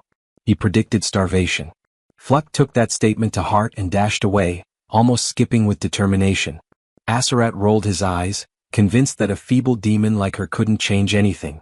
At high noon, Zephyros expressed subtle unease about the demon monarch's scheme. He suspected that Saruthal was surely aware of their ambush. He doubted the commander would risk showing up to rescue Ficamir. Kratos, however, expected no such thing. He anticipated Saruthal would dispatch underlings first. The goal was to decimate every single one of them, to force Saruthal's hand. He commanded his forces to ensure no survivors remained. The cultivator battalion now stood sentinel around the second lightning pillar. As the reconnaissance wraith soared above, Saruthal sneered at Kratos' strategy. He believed this idle vigil would prove fruitless. While admitting it was unfortunate for Ficamir, Saruthal remained fixated on one objective, crippling the harvest. He deployed his crop wraiths. And for the surprise of no one, they appeared at the heart of the potato deposit. Numerous reptilian phantoms emerged. Then, with no hesitation, the spectral invaders surged forward. Saruthal gave the directive to annihilate the entire stockpile of potatoes, ordering them to crush and obliterate every last one. The harvest phantoms stormed the storage barn. Unbeknownst to them, everything was unfolding exactly as Kratos had foreseen. The crop specters found themselves startled. Positioned atop the structure, the demon sovereign awaited. With a sly grin curving his lips, Kratos acknowledged their presence like a host welcoming guests to their final resting place. The ghostly intruders faltered, taken aback by the ambush. His mind drifted back to his initial encounter with these exact entities during his gaming days. Moments steeped in hopelessness. These were Saruthal's second-tier elite division. The greatest hazard lay in their tendency to swarm en masse. A mere touch from their incorporeal forms could trigger rapid aging in the afflicted. Worse still, they could replicate the skill sets currently equipped by their opponents. Truly an affliction. But Kratos, now seasoned in the mechanics of this world, had already calculated their downfall. With a vicious sneer, he declared his readiness to roast the first of them. Lightning-based implements were their kryptonite. The specters realized they had walked into a trap and began to withdraw. However, Kratos warned them that the real snare had only just begun. The ghouls glimpsed crimson streaks near the entryway, blood that Kratos had deliberately smeared the night before. Now activating the second tier of his technique, Kratos brought his palm crashing against the ground, unleashing arcs of electricity. The current surged along the blood channels until it reached the door, where it surged upward like a net of lightning. The move, known as wide-range crimson discharge, electrified the entire vicinity. In that moment, the crop wraiths resembled writhing motes, floating helpless.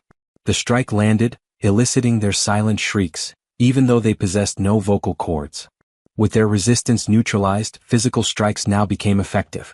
Kratos summoned the cultivation regiment.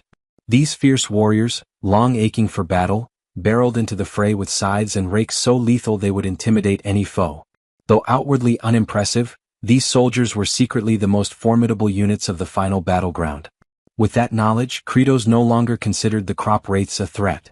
For the first time he felt like a cold, calculating apex demon ruler. He scanned the area for any lingering phantoms that had survived the barrage. Determined to personally finish them off, he prepared his next move. But a piercing cry shattered his focus.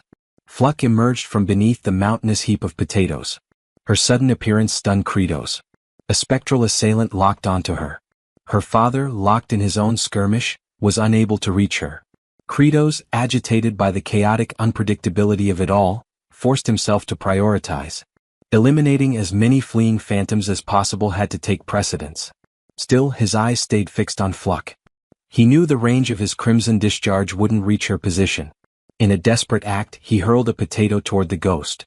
Of course he knew it was futile, but instinct took over.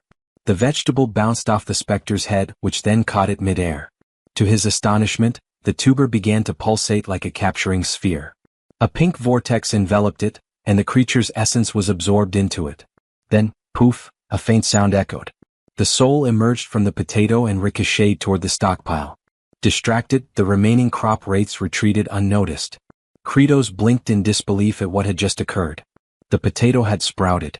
Suddenly, understanding dawned. These apparitions accelerated aging. They had inadvertently jump-started the dormant biological rhythm of the potatoes. Without pause, Kratos clasped Fluck in his arms. His gaze softened slightly as he offered her an expression of approval. Her body trembled. Turning to his militia, he summoned their attention. The time for drawing Saruthal out had ended. From now on they would take the initiative. An offensive approach would serve them better. Elsewhere, someone's eyes fluttered open. Confusion clouded their vision. The location was none other than lightning pole number 1. It was Asarat. His mind muddled, he pondered his own identity and purpose. The warm sunlight bathed his face, and he felt a fleeting moment of gratitude. Then his stomach let out a deep growl. He came to understand that, despite his condition, a deep yearning for existence still burned within him. His focus shifted when he heard his name being called. It was Fluck. She expressed her gratitude, explaining that thanks to his tip regarding potato sprouting, everything had turned out well. She had even received a generous supply of chunyo as a result. She went on, mentioning how Kratos had assembled a considerable force of agrarian warriors. Yet, by this point, Azarat was no longer registering her words. His entire attention had zeroed in on the food she carried.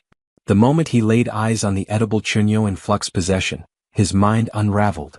Overwhelmed by hunger, he fixated on the meal. Aware of his craving, Fluck attempted to feed him by tossing a piece his way.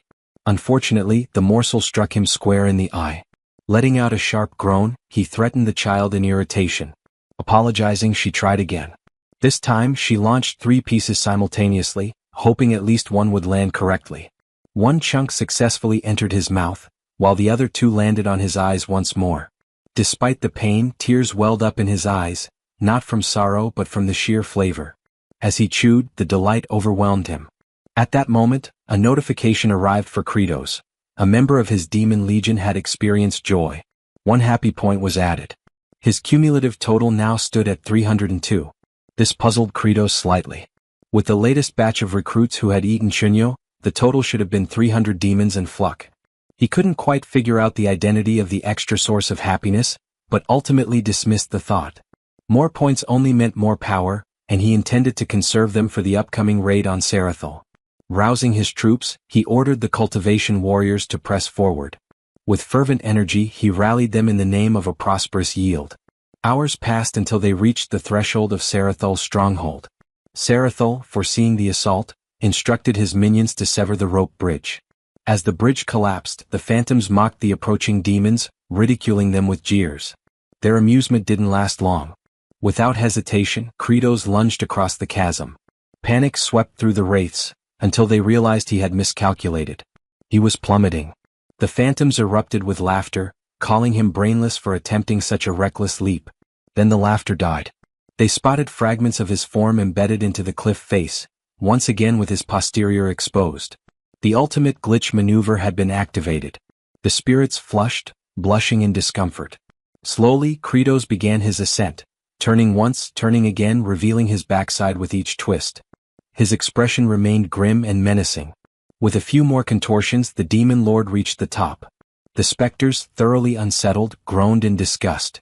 Kratos then gestured toward Zephyros, signaling the next phase of the operation. Zephyros gave a subtle nod in return. Kratos bolted inside.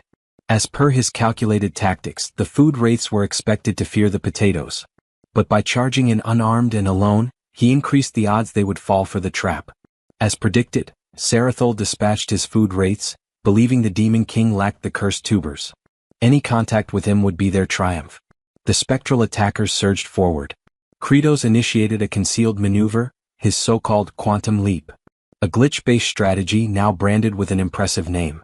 Once more, his frame merged with the terrain, his posterior protruding as before. Then he vanished. The wraiths, unnerved, muttered about the bizarre nature of his movements, wondering when he gained the ability to phase through solid matter. They sensed him overhead. Lunging, they managed to grab hold of him. Victory seemed imminent, until he disappeared yet again. This marked the 19th occasion on which Kratos had executed this plan. He had memorized every crevice of the terrain. Having visualized the entire battlefield by combining all areas of enemy spawn from the game, he stood dead center, surrounded entirely by the food wraiths. Drawing in a breath, Kratos steadied himself. The phantoms believed he must be fatigued, even as the sovereign of demons. But Kratos declared internally that he no longer stood there as a ruler, he was a seasoned gamer. In the distance, Zephyros shouted the cue. He ordered the next step. From all directions the cultivation squad appeared, launching their weapons. Not balls but potatoes. The tubers struck the agricultural phantoms directly. Simultaneously, Kratos instructed them to commence cultivation efforts. A few more seconds passed, just enough to fully appreciate the grandeur of the moment. Initially, Zephyros harbored some uncertainty regarding the strategy, yet soon came to grasp that the demon sovereign had once again devised a flawless approach. Earlier, Kratos had informed him that while he lured the crop wraiths into a single confined location, Zephyros was to direct the cultivation sentries along a mapped-out route. Zephyros reviewed the diagram of a forsaken, ancient watercourse, nothing but a cul-de-sac or so it appeared. Kratos insisted otherwise. He declared that something was indeed hidden there, a covert passage, one he had personally uncovered. Following his escape from the nightmarish cliff of the deceased, just before entering the ultimate zone, he had explored thoroughly and noticed something unusual. Despite the area appearing empty, the craftsmanship of the environment seemed deliberate. Then he observed an odd section on the stone wall. After slashing it with a blade, the wall shifted open. That's how the areas had been linked. The hidden corridor bridged the battlefield where the initial confrontation with Saruthal had occurred and the cavern deep beyond. At first, he hadn't been able to access it until he cleared the surroundings. Only then could he claim the elixir of metamorphosis. If such an artifact existed in the real realm, he was advised to retrieve it. The elixir was a distillation of numerous fallen fleshly souls. It could only be ingested once, with its exact effects unknown. Back in the present, the field hands rejoiced as they gathered the sprouted spuds. The sight of it implied they were ready to sow them. Flute's father thought tenderly of her and of how they might finally enjoy full meals.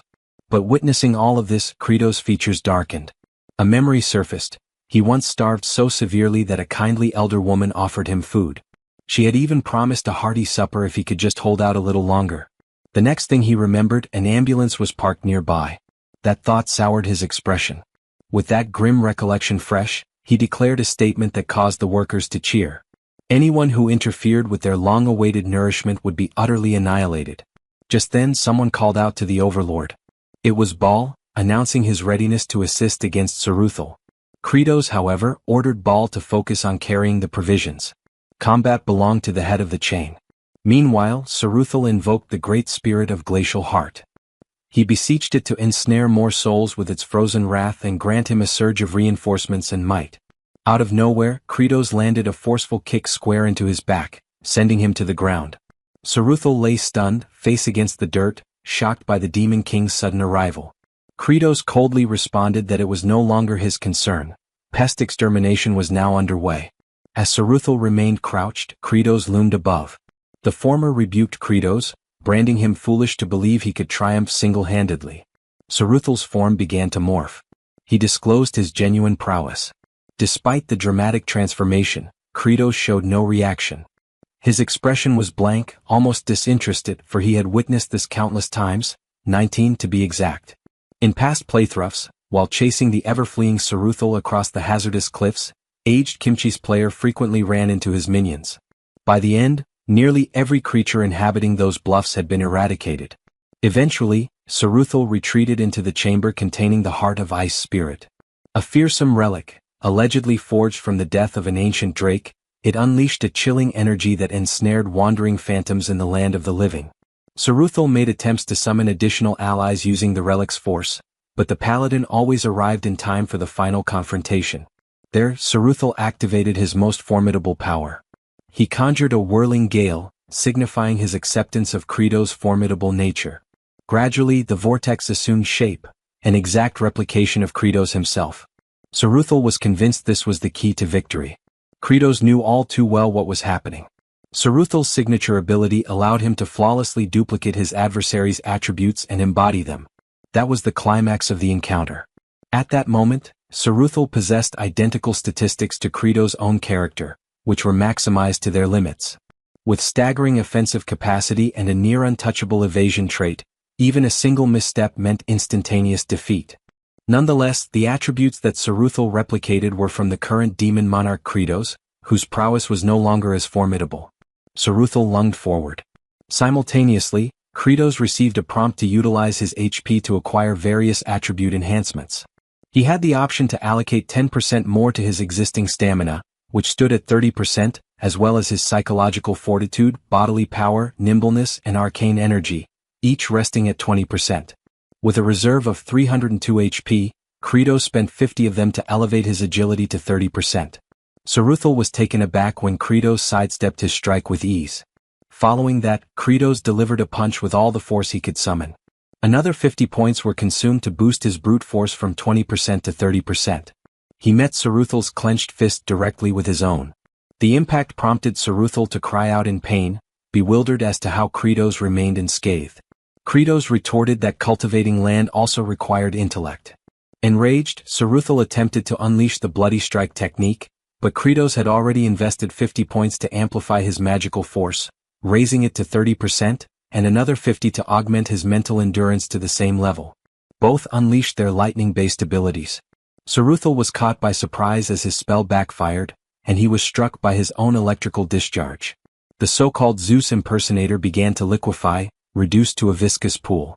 His form now resembled that of gelatinous goo. At that moment, Kratos was informed that he had expended his HP to elevate all of his core attributes to a uniform level of 30%. Then, a notification appeared. His development quest was now fulfilled. As a consequence, a fresh ability had become accessible. Summon Farmer's Throne, which required 100 HP to unlock. This throne, a clear homage to Game of Thrones, was armed with an array of sturdy agricultural instruments. Kratos found the timing fortuitous, as he was in need of superior equipment. Even as a puddle, Saruthal still had the ability to speak. He addressed Kratos, questioning whether he believed the battle had concluded. Kratos responded in the negative. He was well aware that all second-phase encounters had a follow-up transformation. Saruthal's mass shifted again, now transforming into an archaic, malevolent dragon. He claimed that this was his true origin. Kratos was stunned. Witnessing it firsthand, the creature's offensive capability and reservoir of vitality were staggering. But it was expected. Saruthal served as the boss directly preceding the game's ultimate antagonist. Kratos, however, felt no dread. That was precisely when Baal and the agricultural enforcers arrived. He informed Saruthal that he had already emerged from the final stage himself. Then he issued a challenge. What could Saruthal possibly do now? Saruthal froze. Overwhelmed by the sight of reinforcements, he began to panic. He pleaded for a conversation to negotiate. But his appeal came too late. The farm enforcers stormed toward him, impelled by their yearning for a successful yield.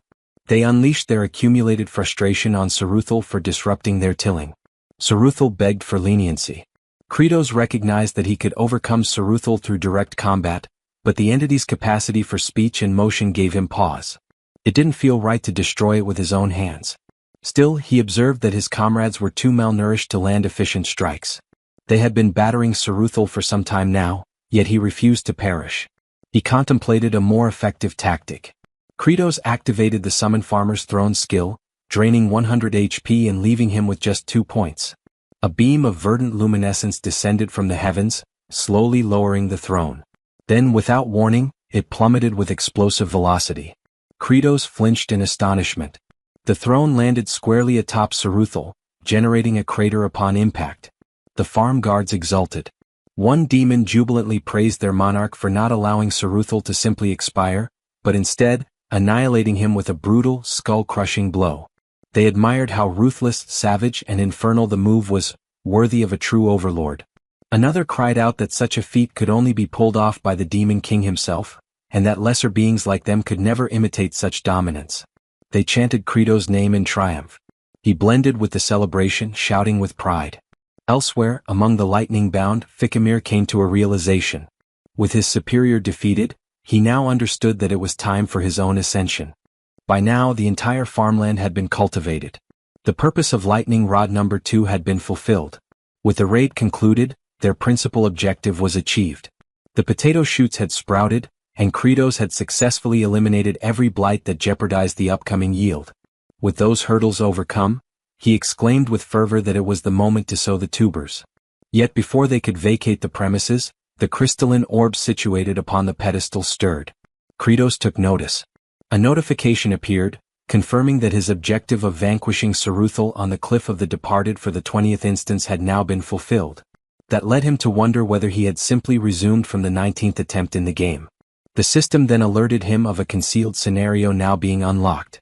A sealed essence confined within the core of frozen spirit had been released due to mishandling. The heart of ice began to emit vapor. Its structure opened gradually.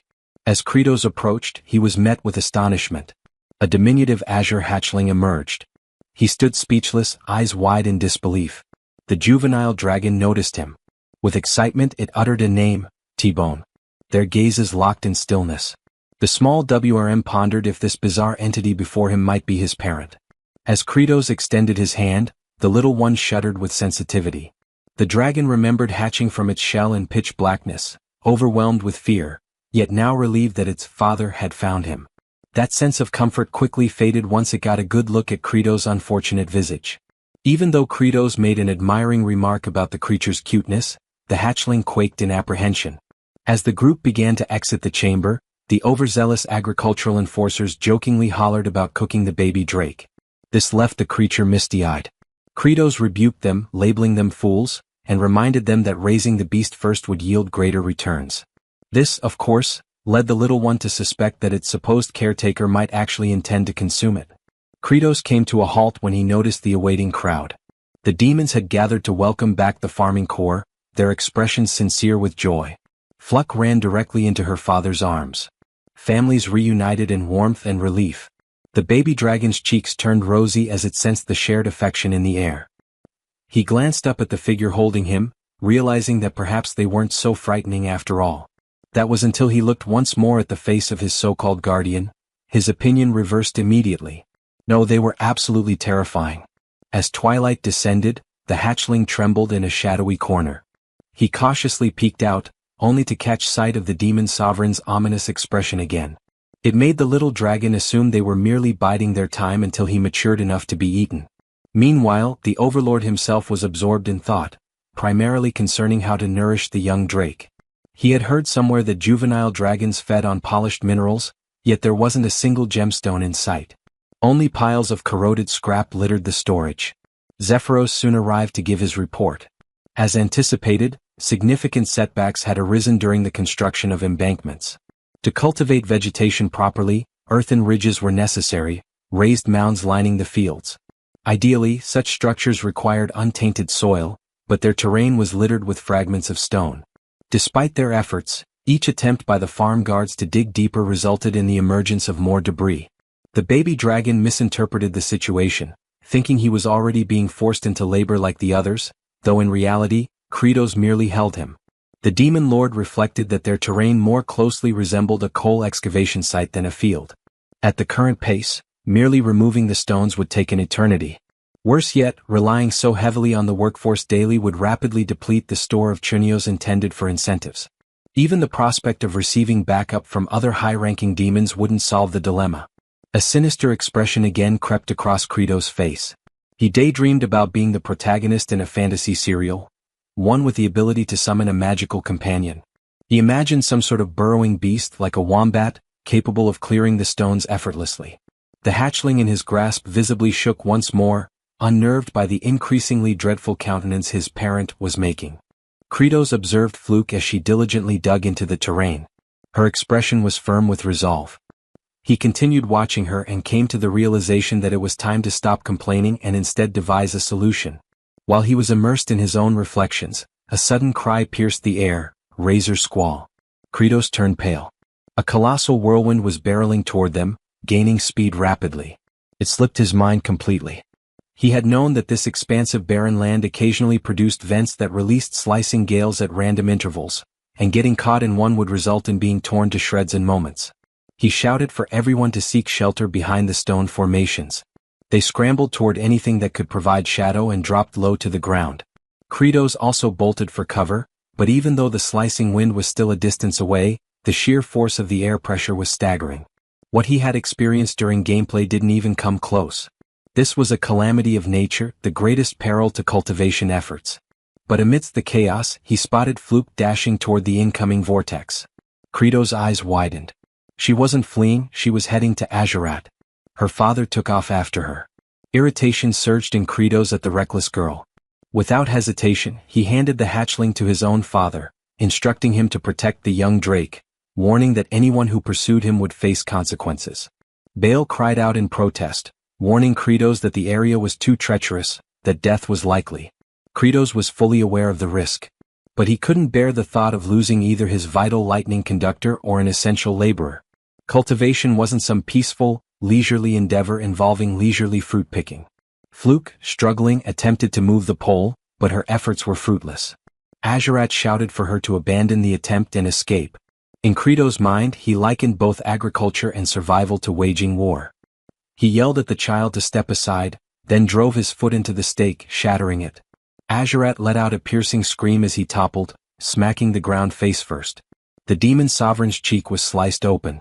Fluke, though lacerated across her body, continued attempting to untie the restraints. Azurat insisted the knot was one of the binding types, so tight not even one of the 4 heavenly generals could release it. He was adamant she wouldn't succeed and told her again to retreat. Fluke gasped in shock as she was abruptly lifted. Kratos had hoisted both her and the stake. The young WRM could sense the sheer exertion of strength. It knew its guardian was no paragon of durability. Blood poured from Kratos' wounds as he let out a roar and sprinted with all the energy he could muster. The tiny Drake, understanding the toll on his caretaker's body, gazed in astonishment at how far the Demon King was willing to go for others. The bladed wind storm drew near. Kratos ran, leaking crimson from his injuries as the storm approached with unrelenting speed. Eventually his body gave in. He collapsed, clutching Fluke tightly in his arms. The pole slipped from his grasp as he hit the dirt. The baby dragon flapped toward his guardian. He now perceived him as a benevolent being. The hatchling inched closer, then inhaled deeply and cried out the name T-Bone at the top of his lungs, unleashing a torrent of glacial wind. It clashed directly with the approaching razor storm. Kratos sensed the violent wind current diminish. He concluded the young dragon had utilized its cryogenic breath to disrupt the upward drafts fueling the vortex. Meanwhile, the tiny creature continued its effort. Despite its small frame, the dragon released a remarkably potent blast of frigid air. At that moment, Kratos resigned himself to his fate, understanding that such a feat might be overwhelming for a hatchling. The shredding wind loomed ever nearer. But then salvation arrived. 3 demons raced to their aid. Fluke's father lifted Kratos, Zephyros swept up Fluke, and Baal carried Azurat. Alongside the infant dragon, they fled from the deadly storm, exerting every ounce of speed and strength they possessed. Later on, Kratos was resting on his bed. 2 commanders approached him, both wearing sinister expressions. Hartok remarked that at last the demon overlord had drifted off, and that he would finally sever his head. Sergi concurred and mentioned that once they dealt with the remaining 2 fools, one of them would rise as the new demon monarch. They both pledged to remain partners until that moment. They pushed open the door and stepped into the chamber, immediately advancing toward the bed, ready to unleash their assaults. However, they froze midway, noticing something odd as the demon overlord had his eyes wide open with a chilling stare. They stood frozen, feeling as if they had been anticipated, yet chose to push forward since it might be their only shot. Just then, Baal and Azurat entered the chamber, questioning what the 2 thought they were attempting. The towering figure warned that the demon overlord was resting peacefully and that they shouldn't interrupt him. He also added about the expression Kratos made while dozing off, creepy enough to deserve the title of demon overlord even in slumber. With that, he stressed that if they dared disturb their master's rest, they would deeply regret it. The one wearing the monocle admitted he understood the muscle-bound brute's point, but questioned whether Azurat was in the same boat, considering siding with a demon overlord obsessed with agriculture. Azurat answered that he wasn't particularly thrilled about it, but owed his life to Kratos, and thus was merely repaying that debt. Hartok then asked if he hadn't realized yet that this entire potato farming scheme was only causing chaos, certain that beyond failing, it would drive them all into famine. So he wished to know if that didn't bother him. Without delay, Azurat responded that things were simply like that, and recalled young Flute toiling so earnestly despite her age. For that reason he stated if they wished to survive, they had to be willing to risk their lives. Even though he preferred risking it in combat as that was simply his nature. The one with the monocle firmly declared they would regret that decision, then exited the room with Sergi. At that instant, the commanders heard a noise from the chamber and saw that the demon overlord had awakened. Kratos, bewildered, called out Azurat's name, and the general questioned whether he might have overheard their entire discussion, though he quickly clarified he wasn't supporting him or anything similar. He insisted that he was merely repaying what he owed or something along those lines. Nonetheless, Kratos, with a menacing glare, demanded to know what on earth the lightning rod was doing walking around. Azurat, puzzled, had no time to react before receiving a bloody strike so intense it was visible from outside the fortress. They left the room, with Bahal carrying the battered Azurat on his back. And the demon overlord stated that they couldn't waste any more time and urged to gather everyone to resume clearing the lands. The general then mentioned that in truth, the stones had already vanished and that Zephyros had taken care of it. He appeared puzzled upon hearing that, until he noticed his subordinate giving orders to the farming squads. Observing this, he moved closer and questioned the patrol about what had been done with all the stones. Zephyros gestured toward a certain direction, stating he was with a particular creature. From a distance, Kratos glanced over and asked if it was T-Bone. The young dragon carried as many stones as possible in his mouth and flew back repeatedly to fetch more. He figured he couldn't shield his father from the slicing wind since he was still too small. But he was determined to eat plenty so he could grow swiftly. While soaring, he realized his father was calling him and immediately changed course toward him, which made Kratos thrilled to see his child even while wearing a fearsome expression. He contemplated that the slicing winds didn't occur frequently, and that if his baby dragon kept watching the sky and released the icy breath at just the right moment, they might manage to block the hurricane, but he considered there was no alternative, since avoiding this would lead to an even bigger problem. Then Zephyros mentioned that the Chunho supply was running low and asked whether they should prepare more. Kratos answered that it wasn't necessary and pondered that the first challenge of farming was natural disasters, and the second was cost, hurdles they would need to conquer. Meanwhile, inside the fortress, Sergi rested in her chamber until she removed her helmet. She, a stunning blonde, shook out her hair and remarked that the stench of manure still clung to her even after so many days without stepping into the fields. At that instant, Kratos called at her door, saying they needed to discuss something. She found it odd, since the demon overlord had never come to her room before. So she questioned what he wanted, claiming they had nothing to discuss. He stated he truly needed her assistance and asked her to please open the door. She became enraged and ordered him to leave, but he insisted, warning her that he would enter. Sergi spun around, shouting that there was no reason for them to talk, until she saw Kratos nearly naked crossing the doorway and became frantic at the sight. She then demanded to know if he was insane for entering a woman's room like that. Immediately, he dropped to a crouch, prompting her to ask what on earth he was doing. Kratos explained that without her, he was helpless. She didn't understand and blushed furiously. Kratos reflected that in order to cut costs, he was even prepared to kneel since he urgently needed her sharp blade at that moment. Sergi, still flustered, said that if he needed it so desperately, she was willing to hear him out. He quickly noticed her reaction and couldn't believe she had suddenly changed her demeanor. They proceeded to the storage area and stood before the potatoes. Kratos requested her to slice the potatoes since they needed to be halved for planting. Upon hearing this, she flew into a rage, feeling completely deceived. While cursing the demon overlord with every possible insult, he attempted to clarify that the task was simple, and that she shouldn't cut potatoes with 3 or fewer sprouts, but if there were 4, then she could proceed. He stressed that she must keep in mind the number of sprouts on each side of the slice, since they needed to be evenly divided. After sharing the instructions, he held the potatoes and declared he would toss them. But Sergi firmly stated she never agreed to do that. Nevertheless, he threw them anyway and without time to react. She braced herself and, using remarkable skill, sliced all the potatoes perfectly in half, cutting with extreme accuracy that even left Kratos astonished. He began inspecting them one by one and questioned how she managed to slice so precisely. Turning toward her, he praised her once more, saying he had always known she was the only one capable of it. She thought about that half-hearted flattery and became wary, knowing she wouldn't fall for his sweet talk again, calling him a deceitful trickster. Instantly, he stood up with an intimidating aura and stepped closer to her. Then he grabbed a cloth and wiped his blade until it gleamed. The general felt flustered and asked what he was doing.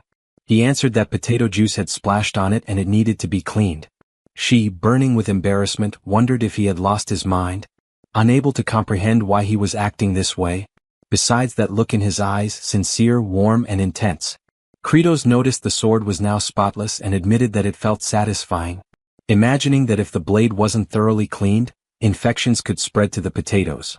So it had to be washed meticulously. He approached her again and with a captivating gaze, asked her to please lend a hand, insisting she was the only one who could accomplish it. Inside, he thought she was the sole demon capable of cutting potatoes while also helping to store the chunos. Sergi, still blushing, took a deep breath and agreed to assist this time. Inwardly, she called the demon lord foolish. He rejoiced at her response and said he would fetch hot water and towels so they could spend the entire night cutting together. She simply couldn't understand why the demon lord was so thrilled, once again calling him silly. After that, they continued slicing all the potatoes, while Hartok watched from afar, seeing the two working in total harmony as they cut.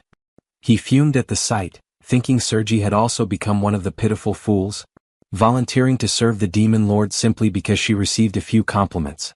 Meanwhile, beneath the scorching sun, Azurat was still tied to the cross, contemplating what it meant to truly live and wondering what purpose a lightning rod had to keep existing since such a harsh life seemed worthless. Then Flute approached and mentioned that the elders had saved chunos for him, and asked if he wanted to play the game of tossing them. He called her a brat and asked if she truly believed that a great general like him would ever play a game with a low-ranking demon, warning that he would devour her alive if she dared come closer. Regardless, she tosses the food, but it lands directly in his mouth. This infuriates him so much that he demands to know if she doesn't understand how to throw correctly, ordering her to do it properly. From a distance, the one with the monocle observes and concludes that Azurat has already lost his sanity, thinking he has taken so many blows that he can't think clearly anymore. Then he spins around after hearing someone yelling. It was Kratos announcing that they would finally begin planting the potatoes in the fields. Hartok watches the scene and decides that he never expected anything from him anyway. At that exact moment, the farming squad begins expressing gratitude to Sergi for slicing all the potatoes for them. She, slightly embarrassed, responds that she didn't cut them for their sake. The monocle wearer notices her reaction and questions what kind of expression that is, since it doesn't resemble the face of a great demon general. He also notices the lower-ranking demons weeping over the potato seeds, and questions whether they aren't ashamed of themselves. He concludes they are all fools and internally declares that the greatest mind among the demons will rise to take the demon lord's throne. Meanwhile, Kratos instructs them to keep planting since soon the sprouts will emerge and break through the ground. He further warns that when that happens they should start removing the extra sprouts. Bahal claims he's very skilled at cutting, but the demon lord orders him to stay quiet, and explains that each seed piece can produce 3 to 6 sprouts. Following this explanation, he poses the question of what is preferable, more or fewer sprouts. The demons answer that more would be better, but Kratos corrects them, stating that fewer is actually ideal. They appear bewildered and question why fewer is better, convinced the demon lord must be mistaken. Hartok, witnessing the conversation, becomes frustrated and calls everyone utter fools. Then he urges them to think for a moment because if there are too many sprouts, they will compete with each other for nutrients. In other words, the potato itself will end up with fewer nutrients. Kratos overhears from afar and admits his surprise, asking how Hartok knows that, and whether he has cultivated before. Hartok replies by questioning if they truly need to be taught something so fundamental, explaining that the sprouts and the potato share the same nutrients, which should be obvious. Kratos then asks how many sprouts would be ideal, and Hartok responds that 2 would be the obvious answer. But after thinking further, he concludes that practically speaking, they could assume 1 sprout is best. However, if that single sprout damages the potato's root, it might die. He also proposes that they could create fertile soil artificially, by adding manure and turning the earth to improve airflow. Everyone stands in awe at his explanation as he continues, stating that the soil group won't only benefit the potatoes but also weeds that compete for nutrients, which means those weeds will need to be eliminated. The demon lord simply cannot comprehend what he has just heard, and loudly demands that everyone applaud since they have a true genius in their ranks. All the demons begin shouting, "Genius, genius, genius," and Hartok becomes agitated hearing it as they don't stop praising him for even a moment. For a brief instant, he recalls how his mother always called him foolish, and turns around, overcome with emotion, trying to hide that he is tearing up, not fully understanding why he feels that way. Then Kratos steps forward and calls him wise, declaring that from now on, he will appoint him to lead the farmer troops as their commander. Hartok internally thinks this is absurd since his intellect exists to conquer and annihilate other species. However, Kratos yells, asking what everyone is standing around for, insisting they show respect to the supreme elite of the demon kind. All at once, they begin shouting that the general is the elite among elites, And Hartok, seething inside, considers everyone beneath him. But with authority, he orders them to follow him from this moment onward, imagining he will command only briefly since those in front of him continues celebrating endlessly about the new leadership. At that point, a system notification appears stating that Kratos has won the psychological battle. He feels confused by this since he has no idea what it refers to.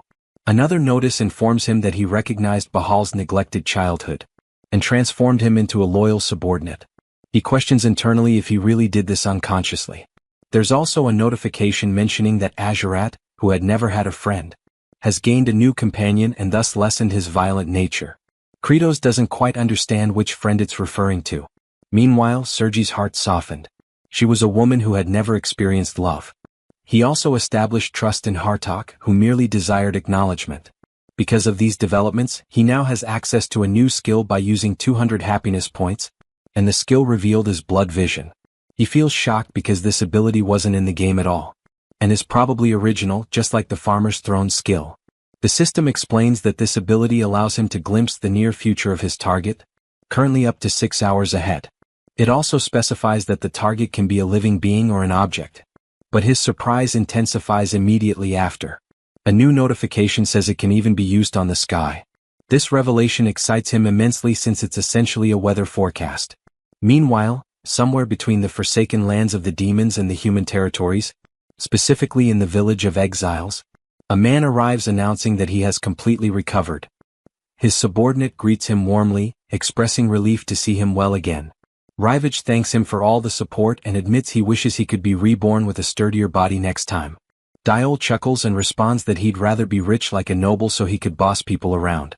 Rivage laughs at that and turns to Kim Chi, telling him they plan to return to the kingdom and asks if he wants to join them. With a serious look, Kim Chi replies that he's unsure. Since, as he mentioned before, he doesn't remember his true identity and hasn't lived among humans.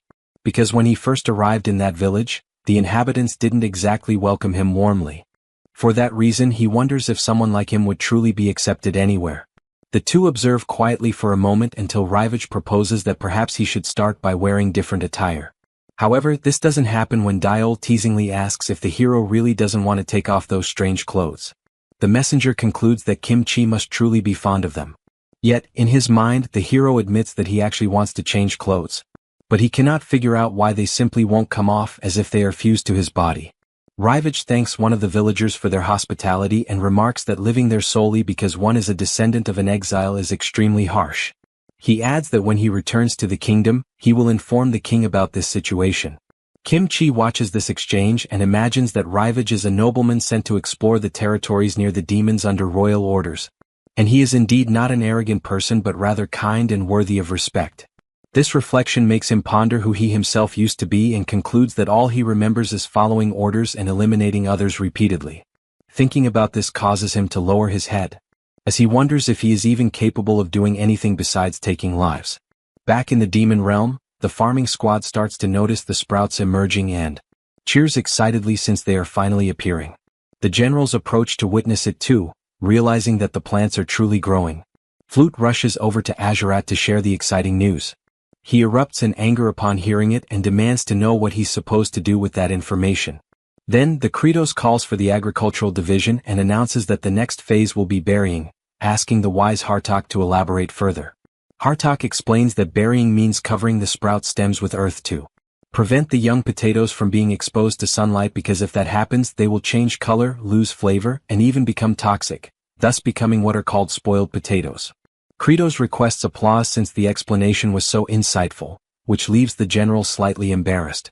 He then gazes upward to examine the weather that day and reflects that he ended up spending 200 happiness points on the weather prediction ability, and his blood vision skill has already evolved, with the activation condition requiring him to stare for 200 seconds without blinking. However, he starts making an expression like a stray dog since his eyes begin burning and it becomes exhausting. The lower-ranking demons witness this and believe that the Demon King is shedding tears of joy because the sprouts have grown. After some time, the ability finally activates, revealing that for the next 6 hours, the weather is expected to stay mostly clear and dry, suggesting that it might be wise to put away the humidifier. Kratos finds this intriguing and tells T-Bone that he will be able to rest peacefully since there won't be that ridiculous windstorm. At that moment, Zephyrus approaches and mentions he has an urgent report to deliver, explaining that the subordinate of the second Star Master has returned. They then head back to the castle, and soon after LaFleur introduces himself, stating he received the message about pausing agricultural activities and reports that the third Star Master, Ruster, launched an assault on them, claiming that the demon lord had grown weak and that he should seize his position. The Kratos becomes irritated because he thinks all demons behave the same. Zephyrus remarks that this truly poses a problem because if the third Star Master defeats the second Star Master and they ally, it will not be easy to handle them. Kratos agrees and points out that although they are low in level, their numbers are overwhelmingly large. He contemplates that he must find a solution before the second Star Master collapses, even though he cannot neglect the agricultural tasks for too long. The region attacked by the third Star Master is a deep underground abyss known as the Swamp of Decay, which, when compared to the game map, is actually 10 times larger and absurdly distant. He heads to the opposite abandoned area, which should provide bonuses in the game and is located inside the Demon Lord's castle, but it isn't functioning. This makes him ponder how to resolve this and manage the farming at the same time. He pauses to think, not fully understanding why he is so concerned, and with a wicked grin, decides that since he is the Demon King, the boss doesn't have to do everything himself. So he sticks to his plan and Sergi makes a fuss, claiming she isn't fighting because of him. Bahal proudly announces he will follow orders no matter what. The Kratos concludes that he can dispatch 2 of his 4 generals to the battlefield, and along with some powerful demons, they can make a significant impact. He knows that in the boss's domain, the shortcut system is fully connected, including one that leads directly to the Swamp of Decay. Aware of this, he orders the long-range sprayer to be launched, believing that if he and Hartok fully concentrate on the fights, everything will succeed. The Second Kingdom is engulfed in flames and Planus, the second Star Master, is kneeling on the ground and confronts the enemy, demanding how he dares challenge the Demon King and commit treason. The demon approaches and declares that this is a revolt, saying he had no other choice. This is Ruster, the third Star Master. He claims that ending that war will only bring devastation to their race. Planus becomes even more infuriated and argues that the Demon King promised to provide fertile lands, so they no longer need to battle humans for sustenance. Ruster responds that this is not the issue, and with his weapon lifted, he states that fighting with bravery is the pride of their kind. Suddenly, a weapon flies toward them and strikes the Star Master's club directly, knocking it away. He turns to see what caused it and realizes it is 2 of the celestial generals. Sergi wastes no time and admits to Ruster that he is correct, as their race truly was born to battle. She says they adore fighting more than anything else but wonders how things ended up like this and why they even started enjoying it in the first place, but she finally understands after observing everything that happened lately. Flute runs with a bright smile on her face. She bursts through her house door, shouting and calling her father to hurry to the fields. Once they return to the field, they are amazed to see the beautiful crops that have grown. Witnessing this brings tears to the lower demons and even Azurat, who also weeps because of it. Hartok and Zephyros watch from afar, as does Kratos, standing proudly before his grand accomplishment.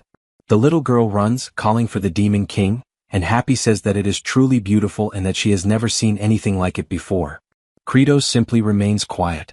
Back with Sergi, she charges fiercely at the demonic master and attacks with her countless swords. The opponent, distracted, fails to notice the tyrant closing in and gets grabbed. She seizes the chance and unleashes an endless barrage of strikes while her target is restrained. Ruster starts begging her to stop and insists he never mentioned finishing anyone off, claiming he was there to save lives and doesn't understand what they are doing. She reflects that this might be true, but she doesn't stop attacking, declaring that sometimes one must be eliminated to protect many others. He becomes enraged hearing this since it makes no sense to him. Meanwhile, Kratos, in front of Flute, remarks that finally they started to sprout and that there were many at once, then orders the useless flowers to be cut immediately. The demons are upset about this, and Azurat starts yelling, declaring he will never forgive the Demon King for being so heartless. Hartok enjoys hearing this since even in that situation, the king stayed true to his nature. Because of that, he asks what everyone is waiting for since they must carry out the order at once. Dirok, though upset, kneels in front of the flower and sees it looking sad. Another demon laments, saying he cannot do it because they put in so much effort to make them grow and had never seen anything so beautiful on that land. The general, with little patience, warns that if they leave the flowers there, they will consume all the nutrients instead of the potatoes doing so, and the priority is to make the potatoes grow large and well-fed, not create a flower bed. The farming troops then comply even though it pains them deeply. Kratos watches this with excitement since he enjoyed hearing the word potato echo in his mind. After that, the generals return and report that they have captured Ruster. The Demon King makes it clear that this is the consequence for sparking a rebellion and that everything he built was destroyed by another, and he will do something about it. The Star Master simply asks to finish him already since a demon who lost his honor in combat deserves nothing but death. Without delay, Kratos uses his ability to fry the demonic master, but he laughs as he didn't even feel a tickle because he wears excellent armor. Kratos questions if that really happened and if he didn't take any damage at all.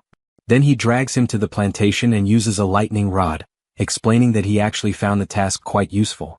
Then he uses his ability again, making Ruster scream in agony and also beg to be finished already, and since now they have a new lightning rod. The Demon King requests someone to take Azurat off the cross since he isn't recovering well and it's long overdue to retire him. They untie him and Flute runs toward him to help, but stops midway because his expression was terrifying. The general keeps muttering that the little demon girl humiliated him for too long and that's why he wants to devour her first. She freezes in shock upon seeing his ominous aura. However, his legs give out and he collapses face first to the ground. He curses it all since it has been ages since he last walked until Bahal approaches and lifts him into his arms, leaving Azurat inconsolable to the point of demanding what the hell he thinks he's doing since he's not a princess to be carried around like that. The big guy ties him to his back to carry him and says it was an order from the Demon Lord and that he'll stay like that for now. The Prince of Darkness is furious about it, swearing that he will never forget this humiliation. Meanwhile, Kratos watching from a distance admits that he was worried that Lunatic would snap again, but when he used his blood vision skill, he quickly knew the weather would stay the same for 6 hours and so he decided to release him. He points his finger and says that Harvest Day will come soon so they need to move faster. But deep down he's relaxed since he has a super fast wheat cutter that can eliminate the flowers instantly. He also has a professional transporter that makes everything much smoother. He reflects that, in a way, the autumn harvest isn't far off and the food supplies are steadily depleting, and even though demons are used to famine, he can't bear to see how exhausted they'll become. At that moment, someone approaches calling out to him. It was Planus, who introduces himself as the master of the second star and is there to express his gratitude for having been saved. Kratos stands quiet for a moment, and so does the Star Master. Then, he abruptly shifts his expression to rage, leaving Planus bewildered as to why he suddenly turned furious. All Kratos can think about is why that demon showed up empty-handed to offer thanks when he could have at least brought some wine or a few fruits. The Star Master mentions that he is currently gathering some of the third star subordinates and will soon put them to work. All the Demon King can think about is that the potatoes are thriving splendidly, and he wants to harvest them quickly to prepare chunos. He says that what he really wants is to watch the demons eat until they are completely satisfied. Only then does he pause to think about why he started doing this in the first place. While lost in his thoughts, the second Star Master announces that he will prepare the troops and then leaves the field. Kratos watches him depart and considers that this Star Master was among the weakest and least advanced, yet he liked the confidence he carried and his unwavering loyalty to the demon homeland. He also guesses that this demon is technically like a plant, so in the end he might turn out quite valuable. As Planus walks through the field, he feels under his feet that the earth is incredibly rich and brimming with nutrients unlike anything he had ever sensed before. After strolling for a while, he imagines that at first he was merely a sprout and therefore never grew properly using nutrients. But he finds that soil remarkably different because it was nurtured by Lord Kratos. He uses his power and begins to root himself into the mountain, concluding that he can become stronger in that ground to the extent of potentially rising to the level of Demon King. Thinking about this, his roots start spreading throughout the entire land. The next day, Kratos shouts at the low demons to prepare for exercise time. Starting with arm movements, the Demon Lord guides them with bizarre music. The low demons sing along with him, copying every single demonstration. Kratos, watching T-Bone enjoying the exercises, thinks about how messy the crew was at the beginning and feels amazed by how precise they are now. Thanks to their demonic physical properties, they can follow even the most surprising instructions. While they roll from side to side, Kratos realizes that the low demons will become essentially strong under his command. Suddenly, Bahal arrives, shouting loudly while carrying Azurat on his back. He announced that all the potato leaves had turned yellow, immediately catching Kratos' attention. Everyone hurried to the field and quickly noticed the obvious change in the color of the potato foliage. Zephyros sighed heavily at the sight and questioned aloud if it would truly be impossible to produce anything now. Sergi grew visibly disheartened witnessing the scene. Hartok, on the other hand, found himself completely puzzled, unable to comprehend what had gone wrong. He speculated whether it might have been due to the absence of wind or perhaps even a shortage of water. This left him feeling frustrated and betrayed by his own expectations, causing him to angrily question why on earth he had pinned his hopes on something that now seemed nothing more than a foolish delusion. Just then, the brother stepped forward, approaching the generals and making his way over to the potatoes. He knelt down, grabbed one sprout and carefully pulled out a potato. This action startled the monocled general, who immediately noticed that while the potatoes appeared slightly pale, they were still impressively large, even 2 or 3 times the size of the first potato they had planted. Kratos broke into a satisfied grin and pointed out that they were overlooking the real success. The potatoes had effectively done their job. By absorbing all the nutrients from the leaves, they had grown larger and, as a result, likely tastier. He declared proudly that everyone had performed exceptionally well and emphasized that this achievement had only been possible thanks to their collective effort. Hearing this, all the generals became deeply moved, realizing that their hard work had not been in vain after all. Later that night, back at the castle, Kratos lay in bed reflecting on the praise he had given to the demons earlier. This moment of appreciation stirred up memories from his past life, when he had once planted a tomato plant and his grandmother had complimented him, saying the tomatoes were thriving because of his care. The next memory that haunted him was seeing her being taken into an ambulance, and all he could do was scream helplessly as he watched her being intubated. After dwelling on these thoughts for a while, he rolled over and began to criticize himself, thinking that such sentimental feelings were pointless. As the Demon King, someone meant to embody coldness and authority, he believed he shouldn't allow himself to feel emotions like that. He also reminded himself that even though they would soon have hundreds of potatoes to eat, they could not afford to let their guard down. Relying too heavily on potatoes could lead them straight into starvation if something happened like a pest infestation, similar to the infamous Irish famine. In other words, he understood clearly that while potatoes would solve the immediate crisis, they would eventually need to plant a variety of other seeds to ensure future survival. Suddenly, a violent tremor shook the ground, prompting him to leap up and demand to know what was happening and if there was any issue within the castle. At that exact moment, a massive crack split open, and a gigantic root erupted from below, smashing everything in its path and shooting up to a towering height before him. Kratos stood there, stunned and horrified, shouting in disbelief, questioning what on earth that monstrous thing was.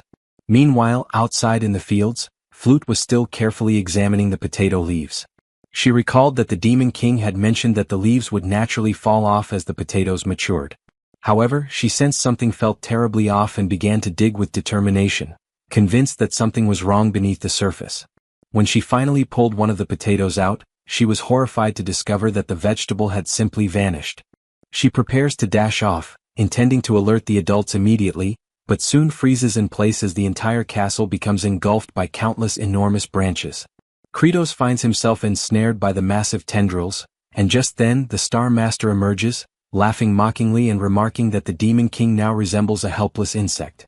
Kratos cannot comprehend what he's seeing since that towering figure is actually Planus, the very one who had assisted them only moments earlier. Planus reveals, boasting proudly, that thanks to the nutrient-rich, fertile earth Kratos had cultivated, he was able to grow into this monstrous form. It is only then that Kratos pieces everything together and realizes in horror what must have happened to his precious crops, his rage boiling over as he roars, calling Planus a bastard and demanding to know exactly what he had done to the fields. The Star Master taunts him, asking sarcastically if he's furious and what exactly he plans to do about it. Without warning, Planus violently swings Kratos back and forth before hurling him forcefully to the ground, causing severe injuries instantly. Meanwhile, the generals scramble frantically around the castle, struggling to make sense of the chaos, while Bahal pleads to be freed so he can rush to rescue the Demon King. Sergi and Azurak question if he's lost his mind, pointing out that even if they attempted something, facing that star demon would be impossible. Yet, Bahal remains defiant, asserting that indeed the Demon Lord is weak, a truth he discovered when he himself was aided by Kratos, proving how fragile the king truly is. The devastation within the castle continues without pause, until Planus, having absorbed all the nutrients from the earth, assumes a gargantuan form. At that moment, Kratos plummets helplessly from the immense height. The generals gaze upward in disbelief, and Zephyros is left aghast, questioning if that towering creature is truly Planus. Planus commands all to listen and with a chilling voice, declares that Kratos is dead. All the generals are left in utter shock, unable to process it, and the loyal servants and the baby dragon share the same disbelief. The lower demons are overcome with grief, especially Flute, who breaks down sobbing uncontrollably. Planus continues his proclamation, reminding them of the ancient demon law that dictates power belongs solely to the strongest. For that reason, he officially declares himself the new demon king and orders every last one of them to bow before his overwhelming might. Hartok reflects on the unfolding scene, realizing that the Star Master had indeed absorbed all the land's nutrients, and with Kratos incapacitated, he is now unquestionably the strongest. Accepting this brutal truth, he bows, resigning himself to the rule that demons always follow strength above all else. Sergi, filled with frustration, reluctantly bows as well, followed by Bahal and Azurat. Zephyros remains in disbelief, paralyzed by the reality of the situation, while Azurat urges him impatiently, demanding that he show proper respect. Seeing no alternative, finally bows too, and in that moment, everyone submits to the colossal new king, while Zephyros can only cry, mourning the loss of his sovereign. Meanwhile, Kratos finds himself in a different realm, where he hears the voice of his mother from his childhood, calling to him and inviting him to play hide and seek. He senses something odd about that day and wonders aloud if this might be a dream. His mother instructs him to close his eyes tightly, promising to count to 10, and only after that should he begin searching for her. The young boy begins to count, and when he finally reaches 10, he calls out, asking desperately where she is, unable to locate her. In a rising panic, he starts to scream, pleading for his mother to come out, and wonders if counting to 10 again might somehow bring her back. Kratos observed that moment with his head lowered, as his childhood self could do nothing but cry out for his mother, sobbing and insisting that he had finished counting and for that reason, wanted her to appear. Suddenly, a system notification called out to Kratos, urging him to wake up. He eventually forced his eyes open, trying to comprehend what had happened and questioning whether the message had truly addressed him by name. Confused, he asked the notification where it was and if by any chance he had already died. The system instructed him to move, warning that if he did so, he might still survive. He wondered if he could use the glitch technique but quickly realized he couldn't, since there wasn't even enough space to shift his body. However, he noticed that at least one of his hands could still move, so he decided that even if it had to be slow, he would begin digging. Despite the agony, he kept pushing himself, determined not to give up. Meanwhile, outside, Planus called for the scribe to come forward.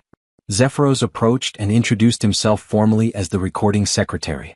The Star Master then commanded him to record everything accurately, declaring that this was their first grand step and announcing that they would soon begin the invasion of human territories, making it clear that they intended to dominate all humans and raise them like livestock to be consumed. Hartok lamented the situation, remarking that it seemed they had gone back to the beginning. Azurat thought it was actually good news, as at least he would get to fight and slaughter as many as he pleased. Sergi reflected that this was the life demons had always led anyway, and if it meant satisfying his hunger, then so be it. Bahal, on the other hand, didn't think about anything at all. At the same time, all the generals struggled to understand why this new situation left them feeling so uneasy. Meanwhile, Kratos kept trying to crawl out from beneath the debris but felt his breath slipping away as he struggled to breathe properly. Back outside, Planus ordered all the demons to seize their weapons, declaring that it was time to march forward. Zephyros had a thought and warned the new demon king that they couldn't go to war at that moment. Planus didn't appreciate hearing that, and his menacing look caused all the generals to tense up in fear. The secretary tried to clarify that the only food they currently had was a small supply of potatoes, which wouldn't even be enough to feed half the army. Planus dismissed the concern, saying they actually had more than enough food. Then, using his massive branches, he seized Flute, leaving her terrified. Her father began screaming desperately in horror. This immediately caught Azurat's attention. Planus displayed the frightened girl and announced that there were many weak, worthless demons there, ordering that they be used as sustenance. The girl screamed frantically, insisting that it wasn't like that anymore, and that nowadays they could survive without devouring each other. She shrieked louder and louder, reminding everyone that the king had promised them such a future. Planus watched her desperate cries and then dropped her from the towering height. Meanwhile, Kratos, still trapped under the rubble, realized that his heart was stopping. He concluded that if he died now, all the demons would starve. So, he forced his eyes open and activated the bloody strike technique on himself, electrocuting his own body. He decides he cannot allow everyone to starve again, so he resumes digging, screaming with all his might to draw out energy, and with that effort he manages to dig even if only little by little. Outside, Planus is watching as Azurat rescues the little girl, cradling her in his arms.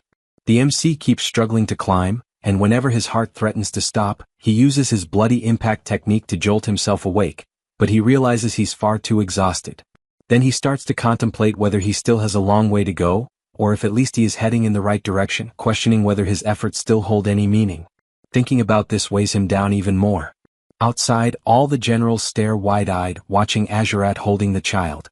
Flute is speechless after being saved, and the Star Master asks if he has completely lost his mind. The Blood Prince just keeps staring until he feels the tremor and realizes the massive demon is closing in. Panicked, he tries to cover up by claiming that the little girl is his snack since he had been eyeing her for a long time. However, Planus doesn't buy into this absurd excuse and strikes Azurat harshly with a branch, sending him flying past the generals and leaving him knocked out on the ground. Zephyros laments the scene since he's powerless to intervene. The Star Master once again demands that everyone get ready for battle. Zephyros musters courage and shouts that there's no valid reason to proceed like this. Immediately after saying that, one of the branches lunges at him, but the tyrant general moves swiftly with his axe and intercepts the strike, making Planus even more enraged. Bahal yells that the Demon King had left a mission for the secretary, questioning who will count the potatoes if he perishes. The Star Master retorts, asking if they are suggesting a rebellion. Hartok quickly denies it, saying such a thing would be unthinkable, but he stresses that they believe the former Demon King Kratos' plan to invest in farming was a much wiser directive. Sergi requests permission to speak and recalls that the previous Demon King showed them a path where no one needed to die, and because of that, she questions why they should go to war if another solution already exists. Planus loses patience at being defied and begins summoning countless roots while screaming that he is the strongest and, therefore, everyone must submit to him. However, they refuse, declaring that true strength comes from what is just, and all the generals ready themselves for combat. The lower demons also shout that the Real King is only Kratos, warning Planus that he will pay for what he did to the fields. Instantly, the roots move toward the demons, but Hartok doesn't allow it, using his mist barrier to block the attacks and protect the farming troop. Bahal places Sergi on his hand and hurls her into the air, giving her the opportunity to slice through all the incoming branches. She then looks directly at the Star Master and yells that she will start by tearing out his eye first. However, he finds this amusing and, besides blocking her attack, also captures the generals with shocking ease. Then he announces that they are all going straight to the canopy for daring to oppose the new Demon King and makes it clear that he is 1,000 times more majestic than the feeble Kratos. While attacking the entire troop, he declares that the former king was nothing but a weakling who perished without even resisting, and because of that, he questions what was so special about that fool since he saw nothing admirable in him. He gets ready to deliver the final strike on Zephyros, who is trying to protect Flute, until suddenly he hears a voice from the MC asking why he's hurting his self-esteem like that. Then Kratos appears, fist clenched, intercepting the attack aimed at his secretary. Next, he smashes the branch into dust in an instant. Planus is stunned to see him alive, unlike Flute, who immediately smiles upon seeing him. The system message appears, stating that Kratos has unlocked a new system and skill at the edge of death, and that concentrated nutrition has been activated. Zephyros and Flute stood frozen, wide-eyed, as Kratos emerged with sudden violence, his crushing blow stunning them both. His bruised and blood-stained knuckles tore deep into the terrain, a brutal signal of his relentless battle to claw his way back. His gaze radiated an intense crimson blaze, forged from the strength of his former self. To grasp this overwhelming energy, one must look back to a time when Kratos was younger, untamed and broken. A frail elder had once asked why he kept speaking as if surrender was his only path. A despondent, youthful Kratos, hunched low and consumed by despair, confessed that existence had become unbearable. Calm but firm, the woman pressed on, questioning if life truly was that unbearable, then why bother surviving at all? Holding a tiny seed gently between her palms, she told him that each of us is a seed. She insisted that all life begins as a seed, forced to fight upward through difficulty to reach the light. With optimism and patience, she claimed one sprouting life would inspire others, and that inspiration would spread. In her serene certainty, she imagined a world reshaped by growth, starting from a single act of resilience. She had promised that all would turn green, conjuring an image of rebirth and flourishing beauty. Kratos, young and raw, rejected what he saw as hollow sentiment, drowning in the weight of his own suffering. Furious, he screamed, questioning why he had been forsaken by his parents, wondering aloud if he was nothing but a failed seed. Tears fell as he vowed he would survive, on his own terms without anyone's help. In a flash of dread, that bold promise shattered as he raced into a hospital room, reality crashing down. With breath caught in his throat, he watched the dying elder, her words echoing like fate's final whisper. She had said that they were all destined seeds, haunting, gentle, and profound words. It was in that moment, as her life faded, that Kratos's true path and inner power began to awaken. Now, with a fierce resurgence in the present, a glowing system prompt appeared, triggered by the immense force of Kratos's awakening blow. Brilliant golden energy radiated outward, signaling the unleashing of his unrestrained power. Kratos took notice. A system called Mana Seed had activated, something unknown, clearly not from the game's usual framework. It presented a third-tier Mana Seed, enhancing his attributes and unlocking a sliver of hope for escape. Then came the unveiling of a rare function, concentrated nutrition, an ability allowing all stats to be funneled into a single category, usable once each day. Kratos's eyes lit up, burning with determination. His course was now clear. A baseline boost of 30% to all attributes appeared as the seed took root. A radiant blue nucleus, shaped like a seed, materialized before him, the heart of this new strength. His power now amplified further to 39%, the metamorphosis drawing near. Letting loose a primal roar, Kratos invoked concentrated nutrition, directing the totality of his stats into raw physical might. His physical prowess skyrocketed to an incredible 155%, all other stats falling to mere fragments. With explosive force, he erupted from below the surface, his body wrapped in dirt, a walking embodiment of brute strength. Planus recoiled, visibly staggered by the crushing weight behind Kratos's punch. The towering foe stumbled, disoriented by the sudden reversal of momentum. The earth itself groaned and cracked beneath Kratos's return, unable to withstand the magnitude of his reawakening. From the rubble, a golden-lit arm thrust upward, declaring the return of a forgotten legend. His flowing cape swept the air dramatically, a banner of war revived. Kratos, once demon lord, now reborn, stood unyielding, staring down the immense form of Planus. Still trembling from the impact, Planus demanded answers, voice shaken, asking how Kratos had managed to survive, if it's really him standing tall. Kratos, wounded but intact, responds sarcastically by asking if seeing him isn't clear enough to know that he is in fact himself. Nearby, the demon farmers gazed on with faces lit by both relief and awe, recognizing their true sovereign at last. Kratos now stood before them, restored and resolute, the leader they had long awaited as the farmers erupted into cheers for a harvest yet to come. T-Bone, seeing his father, rushed toward Kratos without hesitation. Seeking solace, the little creature pressed affectionately against Kratos's cheek, drawn by warmth and familiarity. Hartok, though visibly relieved by Kratos's return, concealed a storm of lingering doubts beneath his expression. Sergei, clad in battered armor and stained with defeat, trembled at the thought that Planus might be insurmountable. Even Bahal, wounded yet breathing, questioned whether even a demon lord's strength could match Planus's monstrous force. Planus, however, perceived Kratos's reappearance not as a threat, but as an ideal opportunity to extinguish all resistance. Its glowing eyes radiated murderous intent as it promised the annihilation of Kratos and anyone who dared follow him. Yet Kratos, cradling the young dragon, answered the beast's declaration with a calm, unwavering grin. He would not back down. He spoke with clarity, explaining that despite Planus's sheer magnitude, its movements followed a set rhythm, like a predictable raid boss. Internally, Kratos assured himself, every one of the creature's attacks could be sidestepped. He had seen all of these patterns before. Tactical and methodical. He knew the farmer battalion, who had endured brutal training sessions under his command, were equally prepared. Their bodies had been conditioned to react, trained to dodge even monstrous blows without hesitation. As Planus thundered forward, unleashing a deafening battle cry, Kratos issued the call for formation. His troops assembled without delay.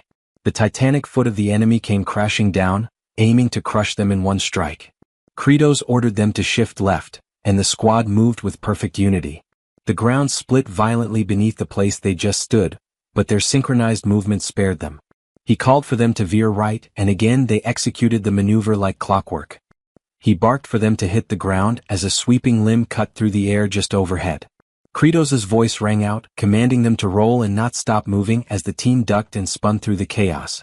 He commanded them to fall back, leading a coordinated retreat as Planus's pounding blows tore craters into the battlefield. Explosive and relentless, Planis's might was staggering, but Kratos's core adapted with every strike. He shouted again for them to leap, as an enormous limb shattered the terrain where they'd been moments earlier. The beast howled in exasperation, unable to grasp why none of its punishing blows landed. Kratos's grin widened. He had seen it clearly. Planis's patterns left it exposed during the recovery after each assault. He directed them to rotate formation, preparing his unit to capitalize on that fleeting moment of vulnerability. Together, Kratos and his steadfast farmer legion turned as one, primed for the next phase. He raised a hand and pointed, marking the moment to act with pinpoint precision. Fuming, Planis trembled with suppressed fury, its rage mounting as futility dawned on it. A deep red glow enveloped the beast, and with a deafening cry, it descended into full frenzy. Its enormous form writhed and convulsed, overcome by a wave of destructive mania. Unstable and savage, the creature pounded the earth in a blind fit, toppling all within reach. Kratos muttered with a knowing smile that this was it. Planis had entered its berserker phase just as expected. He bellowed for T-Bone to go, releasing the little dragon into battle. Brave and bubbling with resolve, the tiny dragon inhaled deeply, puffing up its chest with purpose. Focused and icy, it released a torrent of freezing breath, a concentrated blast of frigid air. The frost-laced attack struck Planis directly, clinging to its thick hide and beginning to immobilize its form. Caught off guard, Planis recoiled, its body twitching as the unnatural cold seeped through its enormous limbs. Kratos observed thoughtfully, even with his reinforced strength, brute force alone wouldn't be enough to break through such a massive frame. Yet the creature was still a plant. That simple fact anchored Kratos's calculated approach. The thought sparked a glint in his eyes as his mind unfolded its ruthless scientific logic. Bitter cold, merciless and methodical, would expand Planis's internal structure. The extreme temperature would rupture the beast's fibrous body from the inside out. A smirk crept across Kratos's face. He knew the moment of execution was drawing near. T-Bone swiftly retreated just as the massive entity began to groan under the freezing pressure. A sharp, echoing fracture resounded across the battlefield, the sound of Planis's colossal figure starting to splinter. Its eye widened with dreadful realization, now grasping the brutal ingenuity behind Kratos's plan. The once rampaging beast, burdened by its own towering weight and brittle form, had become its own undoing. Kratos's smile grew colder, savoring the impending ruin. Planis howled in panic, asking what was happening as its insides shredded themselves apart. Surrounded by crumbling chaos, Kratos stood motionless, collected, victorious, as T-Bone fluttered back to him. The little dragon nuzzled against his arm, weary yet triumphant. Kratos gently praised him, acknowledging the effort. Cradling his companion, Kratos stepped forward, preparing to deliver the concluding blow. He crouched low, muscles coiling with power as he readied his final offensive. He growled that this would end now, hurling himself forward with blistering velocity toward the faltering titan. As he closed in, Kratos exposed another botanical vulnerability, one that plagued all tree-like foes. A hollowed, dark knot, the heart of weakness, yawned open across Planis's bark-like chest. That cavity, the very flaw in its otherwise impenetrable surface, marked the end. Summoning the full might of his enhanced power, Kratos reared back his fist.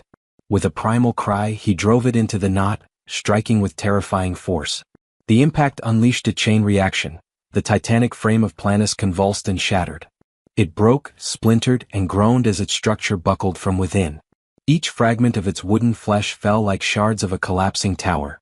Finally, a guttural moan escaped the beast's core, and Planis's massive frame began to cave in, signaling its annihilation. As its form disintegrated further, its essence evaporated into the air, dissolving, scattering. A violent explosion ripped through the landscape as the core burst apart, dispersing corrupted energy in all directions. Onlookers, Kratos's allies, gazed from below in stunned reverence. Their demon lord had triumphed. The final wail of Planis echoed briefly before silence took its place. The great tree's reign ended, or so it seemed. Yet amidst the settling dust and shards, a haunting remnant remained. A piece of its frigid form, suspended in crystalline stillness, pulsed with eerie green light. It refused to dissolve, refused to fade. Perplexed, Kratos narrowed his gaze, unsure if the monster had truly perished. He watched as the distorted visage of Planis receded, only to sink unsettlingly into the soil. Its root-like appendages slowly disappeared beneath the surface, its presence lingering like a toxin. This wasn't how boss-level enemies were supposed to die. Suddenly, a chilling certainty gripped him. From the tainted ground below, Planus began to reform. Its essence twisted upward, reshaping into something darker, more fearsome. Kratos tried to move, but it was too late. Tangled tendrils of living bark ensnared him. He was bound, immobile. Towering above him stood a newly reborn monstrosity, a twisted, humanoid tree abomination. Across the battlefield, the farmer corps stared in horror, their morale cracking as the nightmare renewed. Planus, now reawakened and grotesque, announced the truth behind its rebirth. It had not fallen, it had fed. Consuming the battlefield's nutrients, it had returned stronger. A cursed seed, that's what it called itself. A cursed seed, nurtured in poisoned earth. And now, bearing the legacy of corrupted might, it declared its new purpose, to drench the world in venomous death. With a menacing promise, the reawakened plant monstrosity lunged forward, intent on annihilating Kratos. Bahal interceded, swinging a massive axe in defiance. Ancient, thudding, his strike landed with a solid crash against the beast's hide. But the blow had no effect. The grotesque creature remained untouched. Before the warrior could react, Planus retaliated with overwhelming force, sending him hurtling through the air like a broken doll. Sergi emerged, retaliating with a storm of razor-edged blades. Her flurry barely grazed the surface before Planus's unyielding form repelled her offensive. A counterstrike followed instantly, leaving Sergi wounded and crumpled beside Bahal. Witnessing his allies falter, Hartok surged forth, releasing a tremendous retaliatory strike. The blow connected, forcing the towering plant to stagger, pained and furious. Eyes burning with resolve, Azurat drew forth a lethal dagger, prepared for a precise, vital blow. His blade pierced Planus, acting with grim determination. Crying out for bountiful harvest, he prepared to finish the battle with a decisive slash. Though comrades had fallen in the clash, he understood the true menace still loomed. He was the last one facing the abomination alone. Besieged, surrounded by silence, with every companion subdued, he prepared himself for the climactic confrontation. And then, with a swift and stunning motion, Azurat severed the creature's head. Crumbling, eerie, the lifeless head tumbled as an ominous green glow radiated from the decapitated body. The colossus began to break apart, its hulking frame dissolving in slow, glowing disintegration. Sparkling motes scattered as the beast was reduced to dust. At last, every trace of Planus, even its twisted origin, had been obliterated, cleansed completely from the world. A peaceful, radiant shimmer lingered over the battlefield, casting ethereal light upon the victors. The farmer corps and surviving warriors stood still, bathing in the fading glow, their trials ended. Freed from the plant's corruption, the former demon lord spat curses upon Planus's demise. Hartok and comrades, though wounded and wearied, began to recover as the echoes of battle died. Meanwhile, Zephyros pledged to amend the betrayals that had transpired and claimed the victory of the demon lord's army. Hartok proudly proclaimed the triumph of the demon lord's ranks. Kratos watched the cheers, but concern took him. The cheers drowned the moment. The farmer corps roared with joy, hailing the victory and their fearless leader. Kratos stood at the center, basking in the adoration of his steadfast legion. Kratos screamed loud for them to stop, desperation climbing in his tone. His crimson gaze flickered, filled with unwavering intensity. Before him stretched a field of ruin, lifeless bodies, scorched remnants, and shattered earth. He stared in silence, absorbing the devastation, the quiet cost of their conquest. Even a single fallen leaf bore witness to the catastrophe. He dropped to his knees, the weight of their loss crashing down. Their crops, their people, they would face famine again. Could he demand more suffering from them? No. He couldn't let that cycle repeat. His closest allies gathered around him, their silent presence echoing his sorrow. Then, sudden and radiant, a glowing sphere emerged above him. Mysterious and pulsing, it hovered precisely over a solitary, lifeless leaf. Slowly the orb descended, merging with the brittle husk. Hopeful, unexpected, a miracle revealed itself. And then the dead leaf shimmered. It pulsed once, vivid, alive, renewed by unseen power. Zephyros observed Kratos, whose drooped posture betrayed a storm of frustration, and an unexpected wave of empathy stirred within him, not only for the present moment but for a memory rooted deep in his past. That recollection carried him to a dank prison cell where frightened demons cowered in silence. Among them, one muttered cynically about the new demon lord, dismissing any significance it might bring. To him their fate as livestock was unchangeable, mere fodder under any rule. Then came the sound of rusted hinges creaking open. A green-skinned demon stepped inside. Panic surged through the cell like wildfire. Most recoiled into corners, trembling. All except one. Young Zephyros remained seated, his expression void of emotion. The green intruder, puzzled by this apathy, approached. Without hesitation, it seized him by the collar like one might handle poultry. Still, the boy's demeanor remained unchanged. Just as the creature drew its blade, an explosion of motion ended its advance. Kratos had arrived, silent, lethal, and filled with fury. In an instant, the green demon's skull was pulverized, collapsing like overripe fruit under pressure. In the aftermath, Kratos questioned the boy's lack of fear. Zephyros responded with startling calmness. He confessed that fear had long left him, and perhaps death would be more merciful than an existence spent in dread. Their struggles felt meaningless, just cattle awaiting slaughter. There was no use in delaying the inevitable. That blunt honesty struck a chord within Kratos. With a rare smirk, he recognized something familiar in the boy's bleak clarity and extended an invitation. From that moment, Zephyros became the demon record keeper. That day Kratos made a vow to break the cycle of internal predation that plagued their kind. In the present, Zephyros now witnessed a once revered demon lord, one not defeated by force but by the weight of remorse. Rather than speak, he simply moved. Without a word, he grabbed a hoe and began tilling the earth. This subtle defiance caught Hartox's attention. He understood. Orders rang out. The field transformed into action. No war cries, no blades, just hands and tools. The demons, hardened from countless battles, responded to a different call now, one of soil, sweat, and solidarity. Their chants became rhythmic, echoing their new resolve.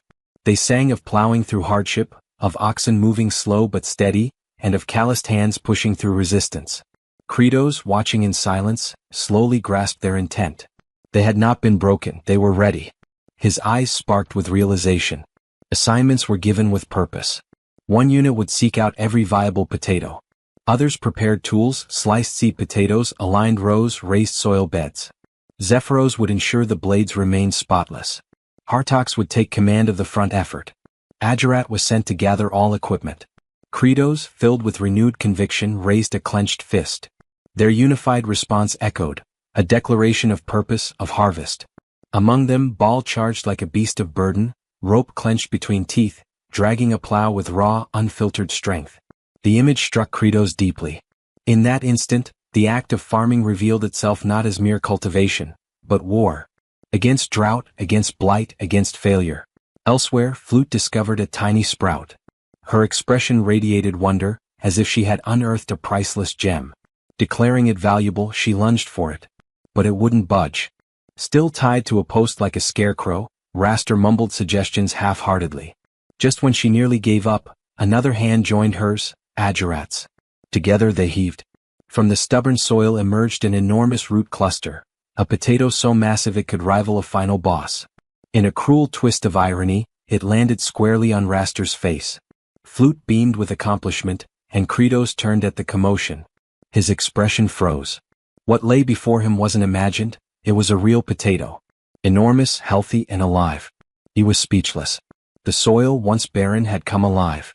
The explanation came to him suddenly. After the defeat of Planus, faint sprouts had begun appearing. It all made sense. The walking colossus of a forest had redistributed nutrients into the land through its very collapse. Without hesitation, Kratos ordered a full excavation. The farmland burst into activity. Reports of colossal tubers echoed from all sides.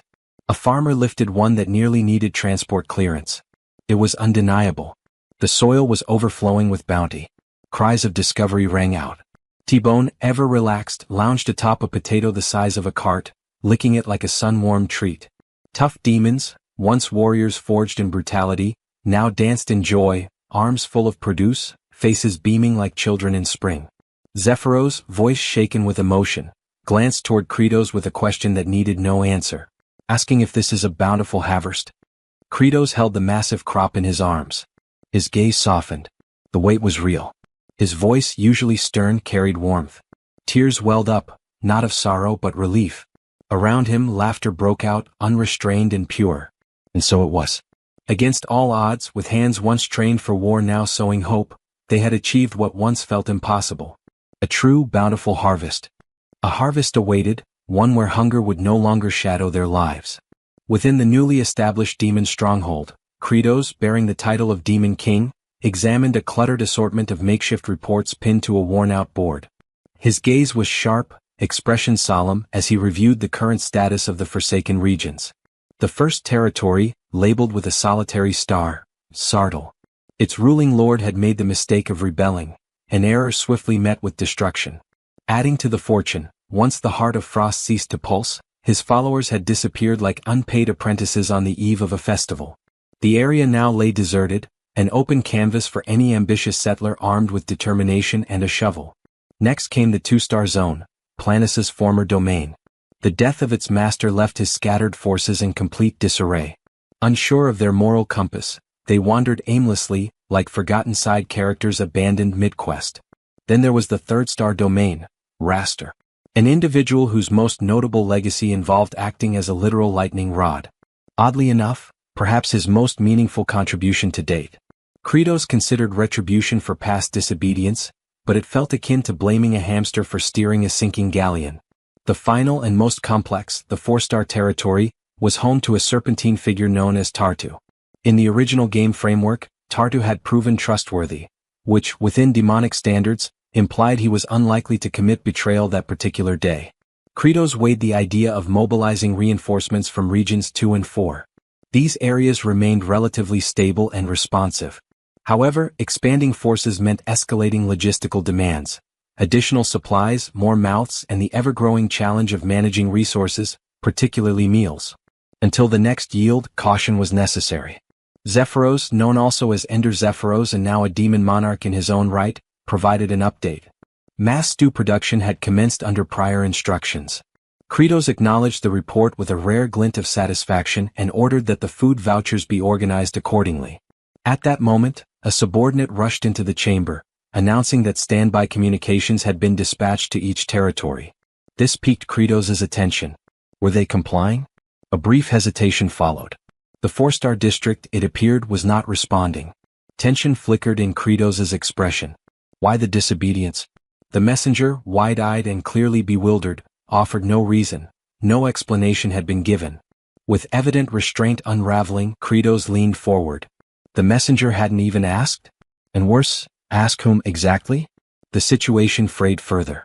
Kratos, now stretching his wings with irritation like a worn warrior returning reluctantly to the battlefield, struggled to comprehend how basic inquiries had gone unmade. His thoughts spiraled. This was equivalent to dealing with bureaucratic buffoonery, where forms were submitted in crayon and logic abandoned ship. Zephyros, ever the harsh observer and unsparing commentator, noted how Kratos, despite his current air of benevolence, remained wholly and unmistakably a demon king. A visage so hideous that even time itself would struggle to produce anything more grotesque. Kratos, though calm on the surface, recoiled inwardly at the idea that something even worse could one day emerge. Attempting to bring order back into the conversation, Zephyros inquired about the servants. Had they offered any insights? Where was the Fourth Lord? The truth landed like a bolt of divine punishment. The Fourth Lord had crossed into human territory, amassing bodies for agricultural use. Outwardly, Kratos maintained his composure. Internally, however, he was erupting with alarm. That specific scenario, etched into the game's history, was the trigger. A moment not of balance or challenge but of utter devastation.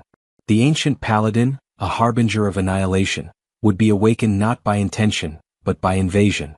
As long as no borders were crossed, the paladin would remain dormant. But with that blunder, the future became a parade of corpses. Fallen generals, himself shattered and impaled, entire regions crumbling beneath divine wrath. His pulse thundered with urgency. Zephyros, noticing his movement, called out, "Where was he going?" The answer was self-evident. Kratos had already launched forward like an arrow loosed from a desperate bow. Assistance? Unnecessary. Solo was swifter. As he dashed across the lands, his mind raced. The fall of Planis had elevated the mana seed to level 4. Attributes had shifted, agility now at an explosive 160%, while other stats such as stamina, mental resilience, strength, and arcane potency remained at modest 10s. He screamed inwardly, embracing every exploit he knew, shortcut pathways, unintended movement techniques, even bending terrain boundaries if needed. A mental map formed with precise markers, demon-controlled wastelands bordering the Tower of Life, the sacred grave of the Elder Paladin. His destination clear. His panic justified. His mission urgent. He ran, not to conquer but to prevent annihilation. And further out stood Magrav Fortress, a border stronghold separating demonic realms from human dominion. Perched atop the fortress walls, one sentinel narrowed his eyes and raised a hand to signal. Recognition flickered as a familiar figure approached. Another watchman leaned over the parapet, noting the presence of only a single disheveled attendant and an assortment of odd-looking travelers. Below, the fortified gates creaked open. From within strode Commander Wokos. The report came swiftly. Envoy Azrahan, also known as Javier, returned from the wilds looking worn and hollow-eyed. His explanation was simple. A monstrous horde had begun to stir but hadn't even crossed into demonic territory before retreating. He acknowledged the outcome as yet another failed expedition into enemy lands, just like the rest. The soldiers were permitted to rest. As Javier and his companion Lloyd made their way toward the inner gate, a sudden metallic clash halted their steps. Kimchi stood silent as the mood shifted. Wokos's gaze turned glacial, reminding all present of the rule. Only those who had once left could return. Javier's pulse quickened. He attempted to defend the old man's presence, claiming the aged one had rescued him in the lawless zone and posed no danger. Yet Wokos remained unmoved. Before tensions rose further, Lloyd stepped forward, donning his most charming merchant facade, and pulled a glittering bribe from beneath his coat. The gesture backfired catastrophically. With a punishing blow, Wokos struck Lloyd so violently that his future lineage might have felt it across generations. The commander's fury ignited, and his accusation struck deeper than the slap itself. What followed escalated swiftly. The blade that had stopped them now hovered dangerously close to the old man's throat.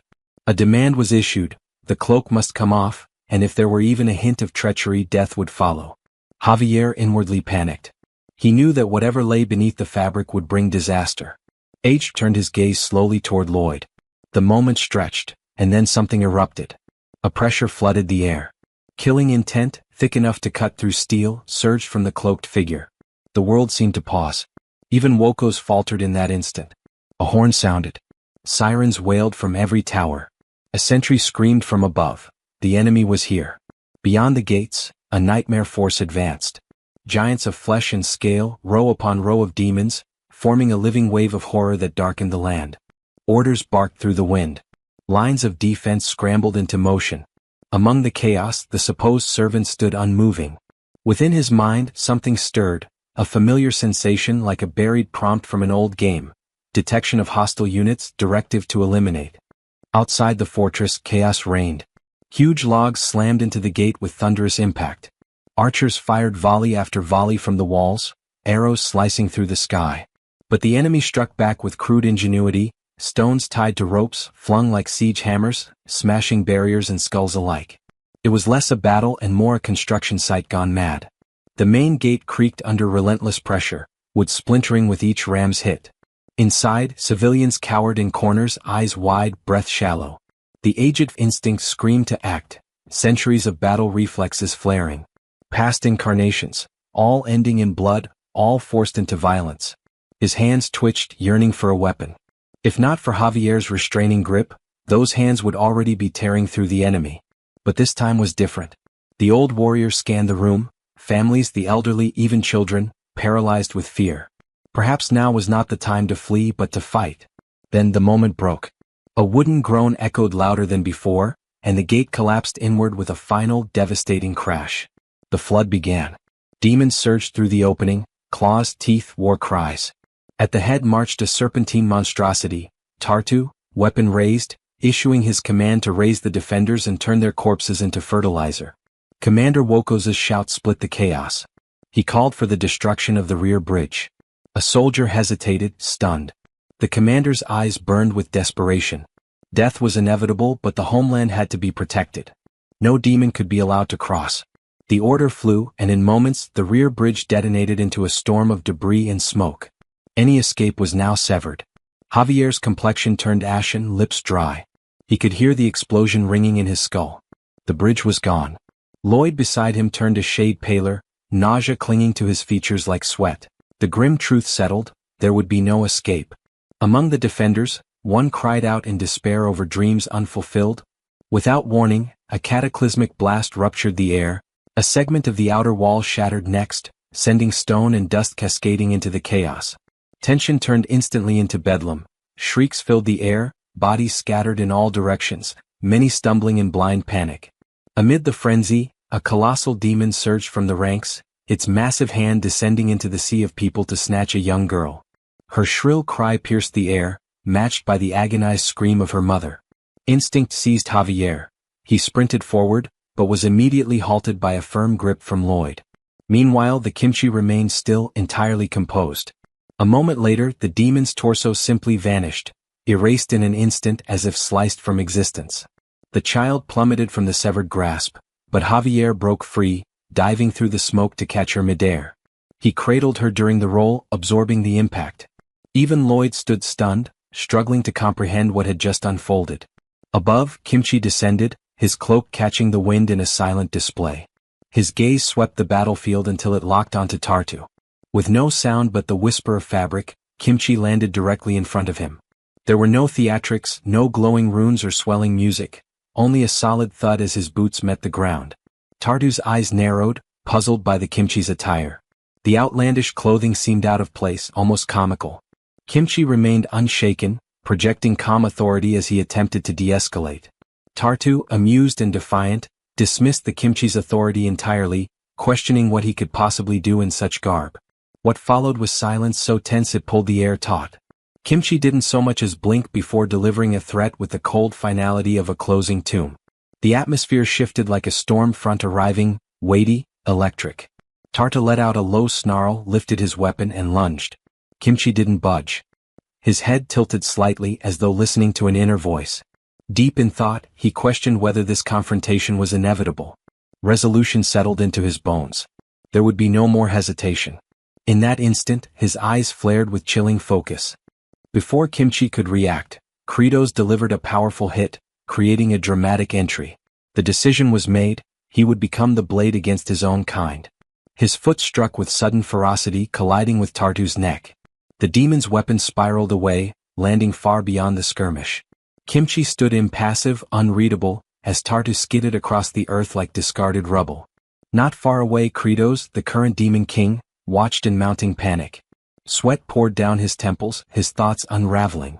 This unexpected appearance of his other self had sent his mind into chaos. Breathless and overwhelmed, he felt as though he'd sprinted headlong into a nightmare.